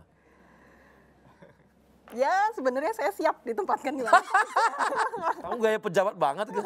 Gaya politikus sih susah memang di BUMN nih. Saya siap ditempatkan di mana saja gitu. Harusnya kan ditargetin tuh mau jadi apa. Harus ditargetin, difokusin gitu kan. Kan begitu. Nah kawan-kawan kita juga hari ini kita punya pengumuman mengenai IMC Idol yang sudah diselenggarakan selama hampir 2-3 minggu. Ini adalah banyak sekali ini ya bahan-bahan yang masuk ke kami. Ini adalah menunjukkan semangat dari ada 90 lebih dari produk-produk dari teman-teman BUMN yang bernyanyi gaya-gaya idol lah ya. Nanti mudah-mudahan kalau nanti ini memang paling bagus kita akan usulkan supaya ikut Indonesian Idol aja kali. Mudah-mudahan sih ya. Kita coba lihat produk-produknya.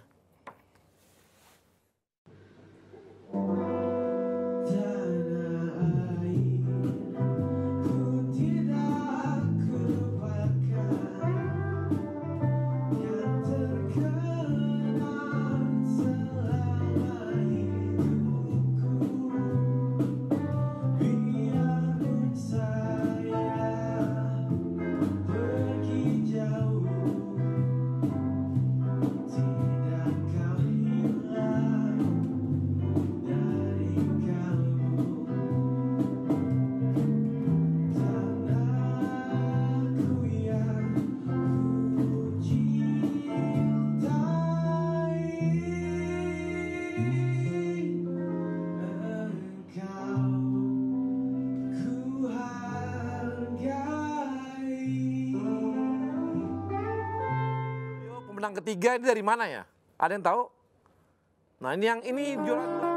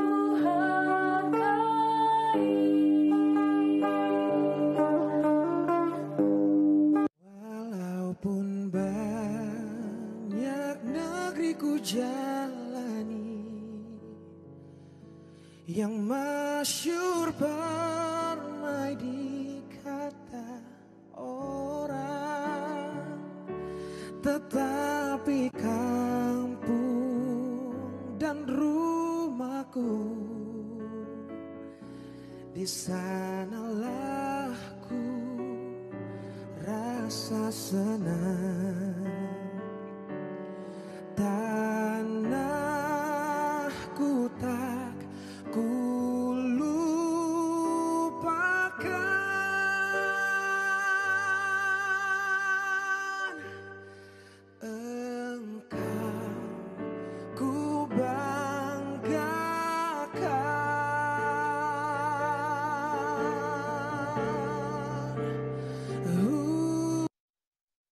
Oke, jadi tadi adalah para pemenang. Juara ketiganya adalah namanya Billy. Kedua Podung dari Pegadaian. Kemudian yang ketiga adalah yang pertama Hendra dari BNI. Ya, tetap juga orang Sumatera Utara yang menang. Jauh-jauh nyanyi ya, mereka-mereka juga yang nyanyi. Apakah suaranya terlalu bagus, saya nggak ngerti juga. Tapi kalau saya memang orang Medan yang suaranya paling jelek. Saya juga bingung kenapa saya nggak bisa nyanyi ya. Makanya saya nggak pernah merayu wanita pakai nyanyian. Karena suara saya pasti jelek. Jadi bagus saya merayu dengan gombal yang lain. Mungkin yang tadi pakai apa? Gift series. Pakai antam.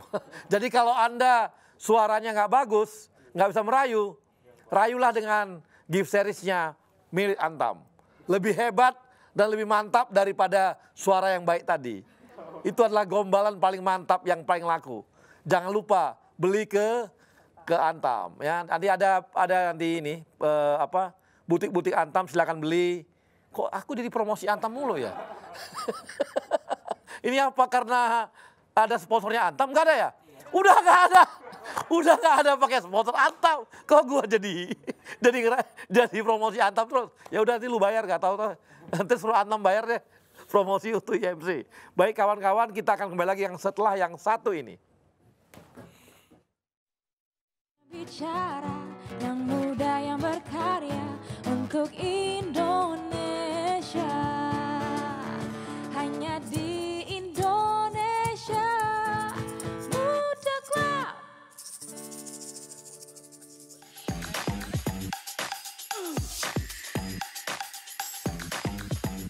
Come on, come on.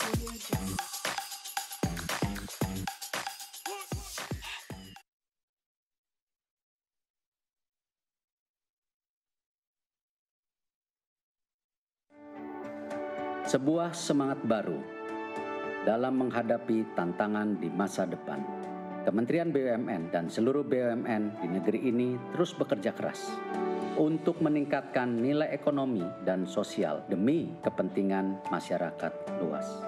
Melalui inovasi model bisnis yang akan mendorong mesin pertumbuhan dan kepemimpinan teknologi agar siap menghadapi perubahan. Melalui peningkatan investasi dan terciptanya ekosistem investasi yang sehat. Pengembangan talenta adalah kunci agar BUMN siap bersaing secara global. Semua ini hanya untuk negara dan bangsa, untuk Indonesia. Semangat baru ini kini hadir dengan wajah baru, dengan bentuk visual yang terinspirasi semangat inovasi dalam pemanfaatan teknologi. Dalam komposisi yang menggambarkan semangat kolaborasi, membentuk inisial institusi kebanggaan kami, bersanding dengan lambang negara Indonesia tercinta, Garuda Pancasila.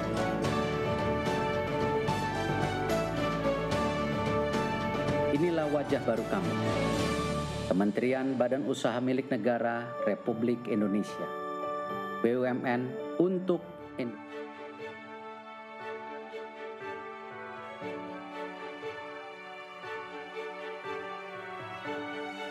amanah. Kami memegang teguh kepercayaan yang diberikan. Kompeten. Kami terus belajar dan mengembangkan kapasitas. Harmoni. Kami saling peduli dan menghargai perbedaan. Loyal. Kami berdedikasi dan mengutamakan kepentingan bangsa dan negara. Kami terus berinovasi dan antusias dalam menggerakkan ataupun menghadapi perubahan. Kami membangun kerjasama yang sinergis.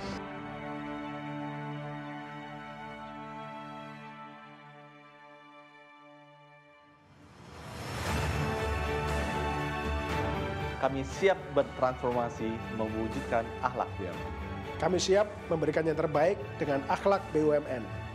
Saya akan pimpin, saya akan kawal. Mari wujudkan akhlak BUMN untuk Indonesia.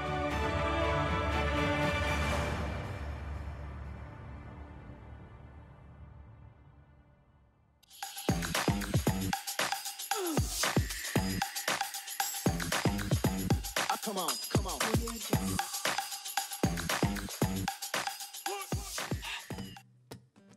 Yang muda yang bicara, yang muda yang berkarya untuk Indonesia. Hanya di Indonesia Muda Club. Ya, kawan-kawan, kita kembali lagi dan kita akan dengarkan pertanyaan dari kawan-kawan kita profesional muda. Yang pertama mungkin ini ada dari mana? Nesya dari PTPN 10. PTPN 10 ada di mana nih ya? Di Surabaya. Oh itu ya benar tuh, Surabaya. Ya silakan Nesya, kamu boleh bertanya. Ayo Nesya. Ya, selamat sore, salam kenal semuanya. Saya dari Perkebunan Nusantara 10 ada di Surabaya. Ada yang ingin saya tanyakan sih sebenarnya terkait dengan inovasi gitu ya. Kan sekarang banyak nih BUMN, mungkin ada 4 narasumber di sini yang mengeluarkan inovasinya. Pertanyaan saya adalah inovasi di BUMN tempat rekan-rekan semua ini apakah emang ada tim inovatornya ataukah emang murni dari karyawan seperti itu atau bagaimana? Nah, kemudian yang kedua adalah bagaimana sih inovasi ini itu bisa di-ACC oleh manajemen gitu loh. Ada step by step-nya nggak? Karena kan kita yakin juga bahwa anak muda di BUMN juga pasti banyak nih inovasi-inovasinya. Nah, mungkin ada upaya untuk bisa berkontribusi untuk perusahaan masing-masing. Seperti itu, Bang Arya. Oke, makasih Nesya. Nah ini pertanyaan klasik dari teman-teman milenial yang selalu takut-takut bahwa mereka punya inovasi tapi manajemennya nggak mau terima. Ini gimana nih kira-kira? Di teman-teman gimana? Mungkin dari kamu, Indri? BUMN kan memang selalu sebaiknya menggalakkan inovasi kan, seperti yang kemarin diadakan Kementerian BUMN yang Millennial Innovation Summit ya. Ya saya mau pamer dikit ya Pak, ya juara satunya adalah dari RNI. Tepuk tangan di rumah masing-masing. Kami mengusung tema pemanfaatan limbah tebu untuk biopackaging. Kalau misalnya tadi pertanyaannya apakah ada tim khusus, ya memang kami menggunakan tim khusus, tim inovator gitu ya dari riset dan development juga. Kemudian bagaimana caranya supaya atasan kita ngeh kalau kita tuh mau bikin kayak gini gitu kan. Ya sebenarnya biasanya sih tahap-tahapannya ya mungkin diobrolin lah ke atasannya, terus kemudian ini membawa dampak apa sih untuk kita sendiri secara perusahaan dan dampak secara luas itu seperti apa. Seperti itu sih standar saja. Nah kalau di Antam gimana nih inovasi? Apakah kelompoknya ada R&D dan gimana untuk menyampaikannya ke manajemen supaya diterima manajemen gitu? Baik, terima kasih Bang Ira. Memang di kami juga ada tim atau suatu divisi teknologi development. Di sini divisi yang akan melakukan research and development, melihat apa sih teknologi terbaru dan apa sih yang bisa dihasilkan dari teknologi itu untuk menangkap apa yang market mau. Nah ini ada, tapi juga kami perusahaan yang memang terbuka bagi terhadap semua ide ya. Dari karyawan juga kita akan tarik ide mengenai stepnya. Ada wadah mungkin mirip juga dengan RNI. Kita ada wadah semacam gugus kendali mutu, kemudian juga ada event-event yang kita selenggarakan dalam rangka untuk menarik atau menangkap nih sebenarnya inovasi apa saja sih yang ada di setiap unit bisnis. Kami punya banyak unit bisnis, punya banyak unit-unit yang semuanya berlomba. Jadi kita adakan sebuah lomba gitu dan masing-masing menampilkan ide-ide mereka dan itu kita adakan perlombaan dan yang juara kita apresiasi dan kita laksanakan. Itu juga jadi satu hal yang kita tangkap lakukan ya. Oke, nah kalau ini gimana di Bio Farma gimana Bio Farma? Apakah R&D saja yang bikin inovasi atau gimana? Enggak Bang, jadi sama di Bio Farma juga semua unit itu sebenarnya dibuka kesempatan untuk melakukan inovasi Bang. Jadi setiap tahunnya itu ada perlombaan inovasi yang dilaksanakan oleh Bio Farma. Jadi semua unit sebesar apapun inovasi yang dilakukan, selama itu berdampak untuk kebaikan perusahaan, itu diakomodasi Bang. Jadi memang jadi setiap tahun itu ada nanti beberapa calon inovator, beberapa banyak sekali itu dari berbagai macam unit. Ada yang hanya efisiensi, misalnya hanya ada menemukan proses baru dan lain sebagainya. Semua diakomodasi, difasilitasi oleh perusahaan untuk kemudian diberikan juga reward yang cukup baik dari perusahaan. Oke. Gitu, Bang. Oke, di Pindad gimana, Riz? Ya Bang, kalau Pindad mungkin agak sedikit berbeda Bang, karena Pindad ini adalah industri strategis, bukan komoditis seperti teman-teman Antam atau teman-teman RNI. Kita sangat protektif industri yang diprotek oleh negara. Namun bukan berarti dari inovasi, justru inovasi dari Pindad itu adalah business as usual Bang. Jadi itu keseharian kita selalu melakukan inovasi untuk dapat berkembang bersama Kementerian Pertahanan dan TNI kita.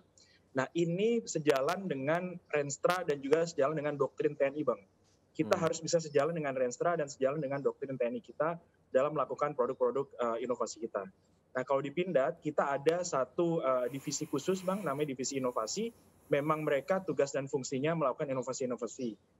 Teman-teman divisi inovasi itu bekerja sama dengan direktorat kami Bang, Direktorat Strategi Bisnis. Di tempat kami ini ada namanya divisi pengembangan bisnis.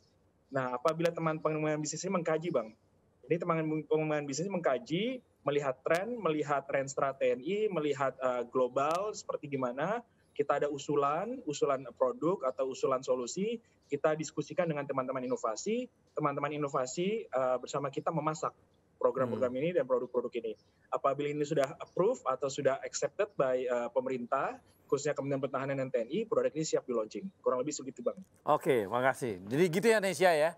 Ini ada beberapa memang beda ya. Di RNI dia berfokus di R&D-nya, di teman-teman Pindad juga mirip gitu ya. Sementara yang lain yang ada di Antam dengan yang di Bio Farma itu membuat yang namanya kompetisi. Ada juara-juara yang nantinya kalau memang yang juara itu bisa diterapkan. Jadi ini adalah ruang-ruang yang diberikan. Jadi memang yang kompetisi ini sih udah biasa ya di beberapa perusahaan supaya dia meraup inovasi, supaya dia jalurnya bisa fast track ya. Maka dibuat kompetisi. Itu juga adalah cara untuk supaya inovasi kawan-kawan bisa diserap oleh kawan-kawan manajemen gitu ya. Oke, sekarang kita berikutnya ada dari Telkomsel. Ray Sekar. Silakan Ray Sekar. Halo Bang. Ya.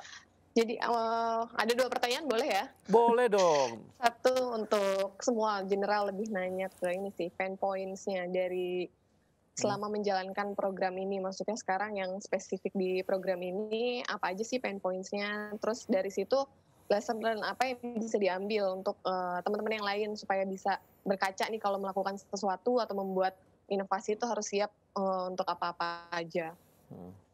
Yang kedua untuk RNI pengen tahu di tahun 96 itu kalau nggak salah ada Mega Rice Project ya di Kalimantan dan ternyata itu kurang berhasil gitu. Kita ada kegagalan di situ karena faktor alam dan sebenarnya apa sih untuk kondisi sekarang seperti apa? Bagaimana solusi ataupun cara menghindari agar tidak terjadi kegagalan itu? Tadi kan memang disampaikan ada menggunakan aplikasi ya untuk cek cuaca dan segala macamnya. Nah, pengen tahu sih sebenarnya untuk menghindari resiko-resiko tersebut itu seperti apa usahanya gitu. Terima kasih. Makasih ya dari Telkomsel tadi. Nah, gimana nih RNI gimana? Yang kasus yang di mega proyek itu bagaimana? Tahu nggak? Karena itu jadi seperti ini. Yang saya ingat banget dari tim ahli kami adalah beliau sering sekali mengatakan bahwa ada 4 faktor penting yang bisa mempengaruhi kesuksesan lahan untuk budidaya. Yang pertama itu adalah kesesuaian lahan dan agroclimate, kemudian infrastrukturnya, kemudian budidayanya, dan yang terakhir adalah kondisi sosial ekonominya. Dari keempat faktor ini memang harus semuanya dijalankan. Nggak boleh salah satunya nggak ada. Salah satunya nggak ada aja nanti langsung nggak baik kondisinya gitu kan. Kemudian yang kedua adalah yang tadi juga saya tekankan bahwa food estate ini tidak mungkin hanya RNI saja yang mengerjakan. Harus ada sinergi dengan sesama BUMN, kemudian dengan kementerian-kementerian terkait gitu. Kemudian untuk penggunaan teknologinya, mungkin yang membedakan dari tahun 96 dengan tahun 2020 mungkin dari segi penggunaan teknologinya kan. Misalnya kita menanamkan atau taruh sensor di situ, dekat situ. Kemudian data dari sensor itu akan masuk ke handphone kita untuk menentukan kapan seharusnya kita tanam, kapan prediksi kita bisa panen, kapan seharusnya kita tuh naruh varietas benih di situ, seperti itu sih. Jadi yang membedakan mungkin dari sisi teknologi dan kolaborasinya mungkin yang sekarang harus diperkuat lagi. Oke, terima kasih. Yang pertanyaan pertama tadi gimana? Sorry kurang jelas, maaf tadi yang pertama. Kamu tahu, Rip? Oh, iya. Baik, untuk yang tadi ya pain points-nya tadi. Memang kalau di kami kan memang kita kalau mengembangkan produk terutama kayak nikel dengan bauksit itu kita butuh capital expenditure yang besar, Mbak.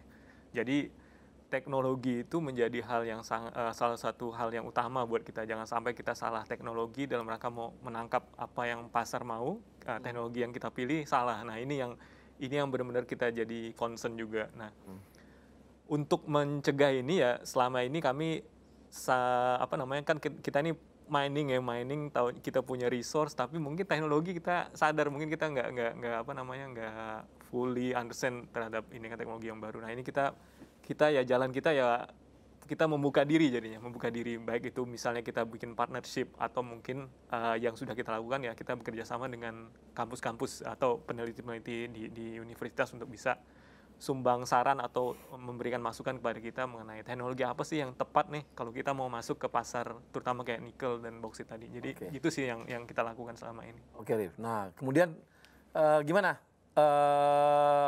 Tadi siapa? Rizka gimana? Pertanyaan dari Sekar. Sekar ini selebgramnya Telkomsel loh. Siap. Jadi nanti kamu kalau dijawab sama kamu jawab nanti Rizka langsung naikin di posting di IG-nya, kamu langsung ngetop nanti. Bisa pansos, Bos. Jangan dong.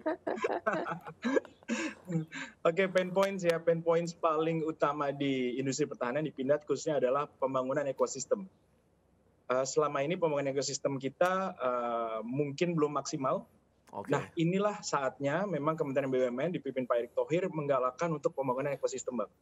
Nah, di sini menjadi satu pijakan industri pertahanan kita akan ekosistemnya menyambung end to end. Lagi-lagi tadi Bang, end to end. Kenapa? Karena banyak komposisi produk-produk kita masih bergantung pada barang-barang impor, as we know. Similar situation-nya dengan teman-teman BUMN lain. Oleh karenanya Pak Erick dengan agenda kita harus membangun ekosistem, ini sudah kita mulai Bang dengan pembangunan ekosistem kita baik di hulu maupun di hilir. Terutama di hulu Bang yang menjadi kunci karena komponen-komponen hulu kita hampir 60-70% masih bergantung terhadap luar. Padahal produk awalnya dari hulu kita itu dari teman-teman Antam, dari teman-teman Freeport Bang. Contohnya tuh copper, nikel kita itu dari teman-teman itu, tapi diekspor oleh teman-teman, diolah oleh negara-negara maju, kita beli Bang barang jadinya. Nah, ini harapnya kita bisa membangun ini Bang, mulai dari produk hulunya Bang.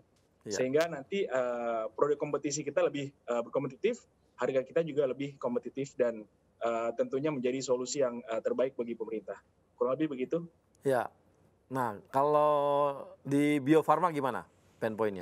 Kalau di Bio Farma begini Bang, seperti tadi disampaikan bahwa untuk bisa menghasilkan produk yang cepat atau menyediakan produk yang cepat itu kan butuh waktu yang lama. Nah, sehingga untuk bisa menyediakan secepat mungkin ada beberapa strategi yang harus dilakukan. Jadi yang pertama adalah tentu dengan partnership. Jadi kita mencari dari partner-partner kita yang memang sudah mendekati akhir untuk pengeluaran produk. Yang kedua, kita bisa dengan melakukan juga pembelian bahan aktif untuk kemudian diformulasi, filling, dan didistribusikan untuk pengguna. Yang ketiga, pendekatan yang dilakukan adalah joint development. Karena Bio Farma memiliki kapasitas dan kapabilitas yang cukup mumpuni untuk melakukan upscaling maupun produksi komersial, maka kita bisa melakukan joint development. Dan tentu pendekatan yang terakhir, demi kemandirian, juga kita melakukan pengembangan sendiri, sehingga kita bisa menghasilkan produk untuk negara kita sendiri. Demikian, Bang. Oke, makasih, Man. Nah, ini biar teman-teman profesional juga tahu ya bahwa kenapa sih klaster dibuat oleh Pak Erick gitu ya, dengan konsep klaster yang dibangun ya. Salah satunya adalah seperti itu. Bagaimana kita end to end dalam bisnis. Sehingga ada keterkaitan dan komunikasi yang baik dan tahu produk masing-masing dari BUMN. Selama ini kan kita ngomongin sinergi, tapi kan bergeraknya sendiri-sendiri. Dengan sistem klaster, itu otomatis kita akan saling ada keterkaitan. Produk yang satu dimanfaatkan oleh produk yang satu lagi, kemudian dimanfaatkan lagi, kemudian sampainya ke hulu. Sehingga dari klaster tadi itu akhirnya kebaca juga nih, mana yang selama ini kita impor. Mana yang kita selama ini impor, akhirnya ketahuan. Oh ini kita impor, ternyata kita punya produk ini. Hanya tinggal mungkin ada yang perlu ditambahkan added value-nya. Sehingga dicarilah solusi mana perusahaan BUMN yang masuk di situ, yang bisa menambahkan added value itu. Sehingga produk ini menjadi bahan baku juga untuk bisnis lainnya, bisnis berikutnya gitu. Dan sampai ke hulu, ke hilir. Inilah cara kita, caranya Pak Erik untuk jangan lagi kita raba-raba nih. Selama ini kita raba, wah ini misalnya si A memproduksi bahan baku B gitu ya misalnya. Kemudian berikutnya bilang ini, yang perusahaan yang berikutnya bilang apa? Wah kami belum bisa pakai yang ini sehingga kami nggak pakai, sehingga kami impor dulu gitu. Nah kalau ini enggak, ini akan membuat, oh ini harus ada added value di sini supaya bisa dipakai untuk teman-teman di sini. Akibatnya akan dicarikan BUMN untuk mengerjakannya, sehingga kita akan makin mengurangi impor-impor bahan baku. Ini memang cara kita, caranya Pak Erik untuk menurunkan impor dan kebutuhan kita akan bahan baku dari asing. Padahal barangnya seperti tadi, koper dan sebagainya itu milik Indonesia, diekspor dulu keluar, di luar dipakai, dimanfaatkan, akhirnya dibikin added value baru, dikirim lagi ke Indonesia, dipakai oleh industri Indonesia yang lain untuk jadi bahan bakunya lagi. Padahal kalau dibuat di Indonesia, itu akan buat kita nggak perlu impor-impor. Nah ini yang menjadi tantangan bagi setiap klaster untuk mencari solusi-solusi ini gitu. Nah demikian mungkin yang tadi dari pertanyaan tadi paling tidak bisa menjawab bagaimana masing-masing industri kita gitu. Mudah-mudahan makin berkembang saja. Dan ya social project sekarang kita umumkan juga ya social project. Saya mau beritahu juga buat teman-teman semua, kita akan membuat social project di masing-masing. Jadi teman-teman profesional itu bisa mengajukan social project kepada kita, teman-teman IMC. Teman-teman IMC akan mengolah nanti mana yang nanti akan jadi dilihat bahwa ini layak dan bisa diberdayakan, maka teman-teman dari IMC akan membantu pengadaan dananya sehingga proyek tersebut bisa dilaksanakan. Ada videonya? Oke, silakan. Hai Sobat BUMN, hari ini Laura, Nanda, Via, kita bakal ke social project yang kali ini. Nah kali ini kita mau kemana nih Kak Nanda? Kita bakal ke 6 panti asuhan di sekitaran Jakarta aja. Yes. Nah di belakang kita udah ada nih masker-masker yang kita bakal bagiin ke 6 panti asuhan yang disebut sama Kak Nanda tadi. Ayo kita siap-siap bareng, kita pakai semuanya. Let's go!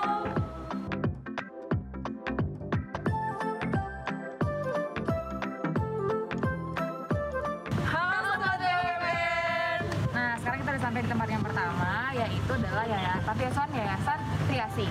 Yayasan Triasi ini itu adalah mengasuh untuk adik-adik yang berkebutuhan khusus. Nah, yayasan ini udah lama banget loh guys, dari 1999. Jadi udah lama banget mereka berkiprah. Betul banget. Nah, kalau gitu langsung aja kita berbagi sama adik-adik. Semoga mereka senang kita datang ya. Yuk, yuk.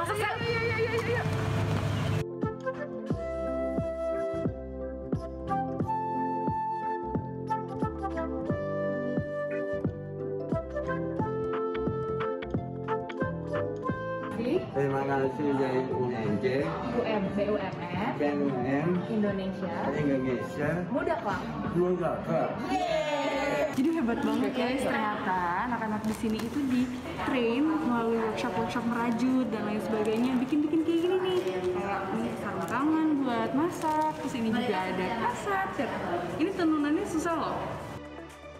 Terima kasih Indonesia Muda Club. Asik.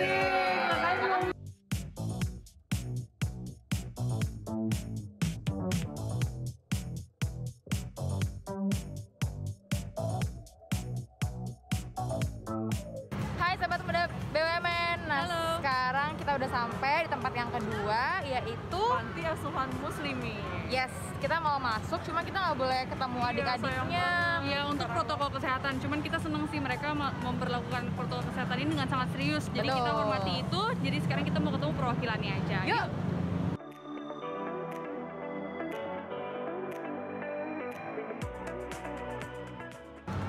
Terima kasih Indonesia Muda Club. Ini mau ngomong juga nggak? Halo? Dadah.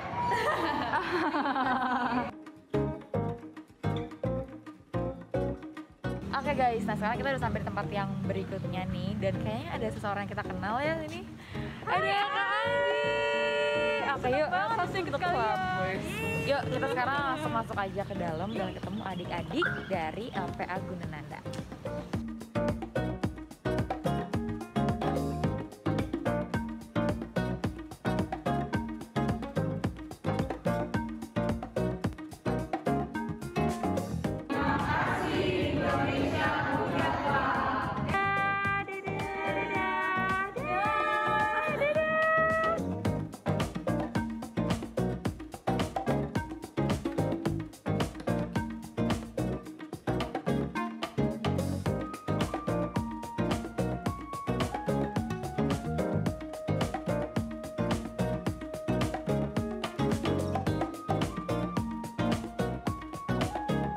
Terima kasih Indonesia Muda Club.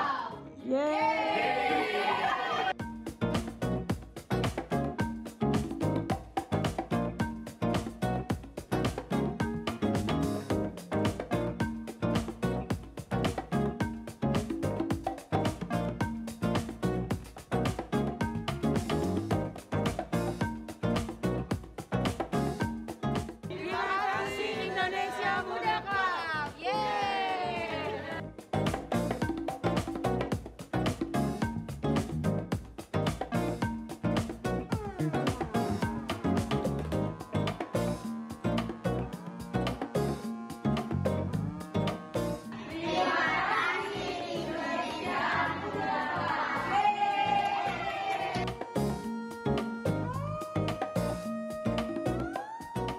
Akhirnya kita udah selesai juga bagi-bagi sosial project di beberapa panti asuhan di Jakarta. Jadi kita kemana aja nih hari ini? Seru banget, kita tadi ke Yayasan Triasi, terus kita ke Yayasan Pondok Muslimin, Kita juga ke Yapindul, ke Gunananda juga, kita ke Bakti Mandiri dan juga ke Pondok Taruna. Ya betul. Jadi seru-seru banget ya ketemu adik-adiknya. Seneng banget, merasa terinspirasi sekali. Kita seneng banget bisa banyak banget melakukan pengalaman.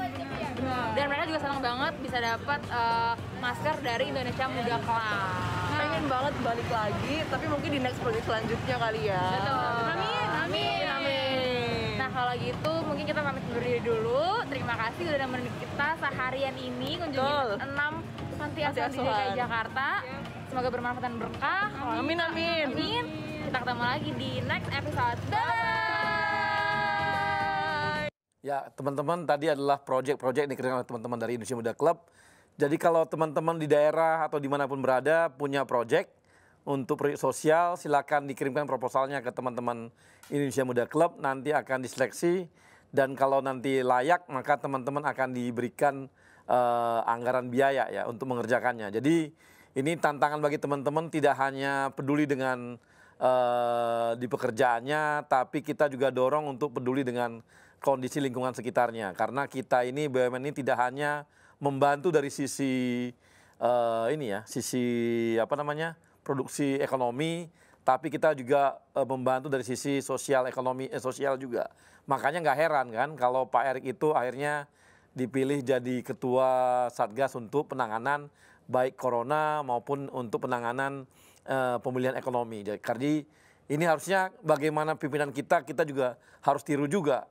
Jadi kita harus tiru juga di lapangan bagaimana kita di samping membangun ekonomi masyarakat juga membangun kondisi sosial masyarakatnya. Jadi silakan kirimkan saja proposal Anda ke teman-teman Indonesia Muda Club. Nah, dan kawan-kawan profesor muda, kita hari sudah sampai di ujung program dan kita tahu bahwa tadi kita sudah mendengarkan bagaimana ternyata produk-produknya BUMN itu produk yang keren-keren, yang berguna untuk bangsa, berguna untuk masyarakat, baik dari sampai level terbawah, tadi adalah pertanian dan sebagainya. Ada yang memang dia masuk ke hal-hal industri seperti dari Antam gitu ya, berguna untuk industri. Kemudian juga ada yang berguna untuk kesehatan seperti teman-teman Bio Farma yang menghasilkan vaksin dan buat kita orang-orang Indonesia jadi sehat. Kemudian juga ada bagaimana produk-produk kita adalah produk pertahanan yang tidak kalah dengan produk asing lainnya. Dan ini adalah sebuah kebanggaan bagi kita karena telah bekerja di BUMN. Sekali lagi, sampai ketemu di episode yang mendatang. Terima kasih kepada kawan-kawan Goyak. Terima kasih juga teman-teman dari sponsor yang telah membantu kita, yaitu dari Bio Farma dan dari RNI. Dan kita harapkan, kita tunggu dari Antam. Karena dari tadi kita promosi terus mengenai Antam. Sampai ketemu lagi di episode mendatang.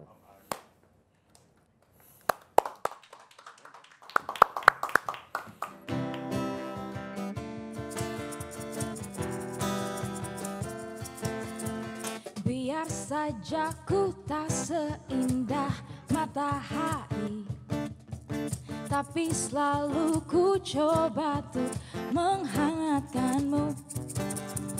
Biar saja ku tak setegar batu karang, tapi selalu ku coba tuh melindungimu.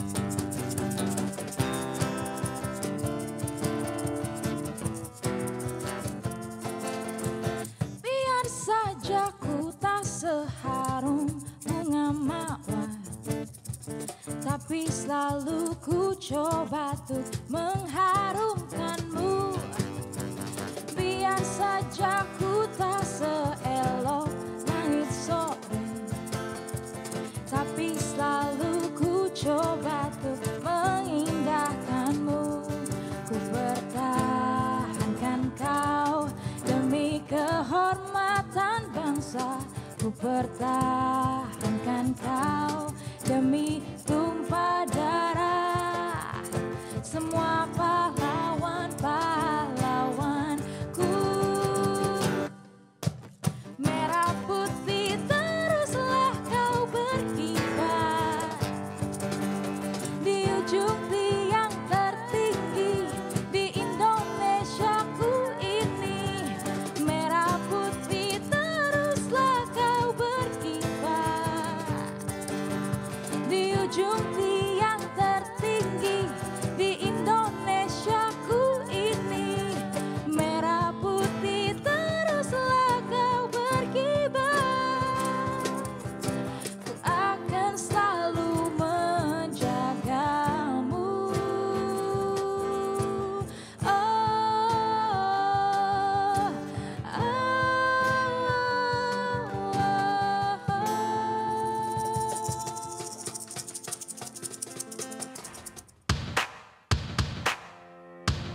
Untuk nusa dan bangsa, untuk tanah air kita, kami lahir dan hadir, besar dan kuat bersama. Memakmurkan negeri, kibarkan merah putih, membawa sejahtera Indonesia jaya.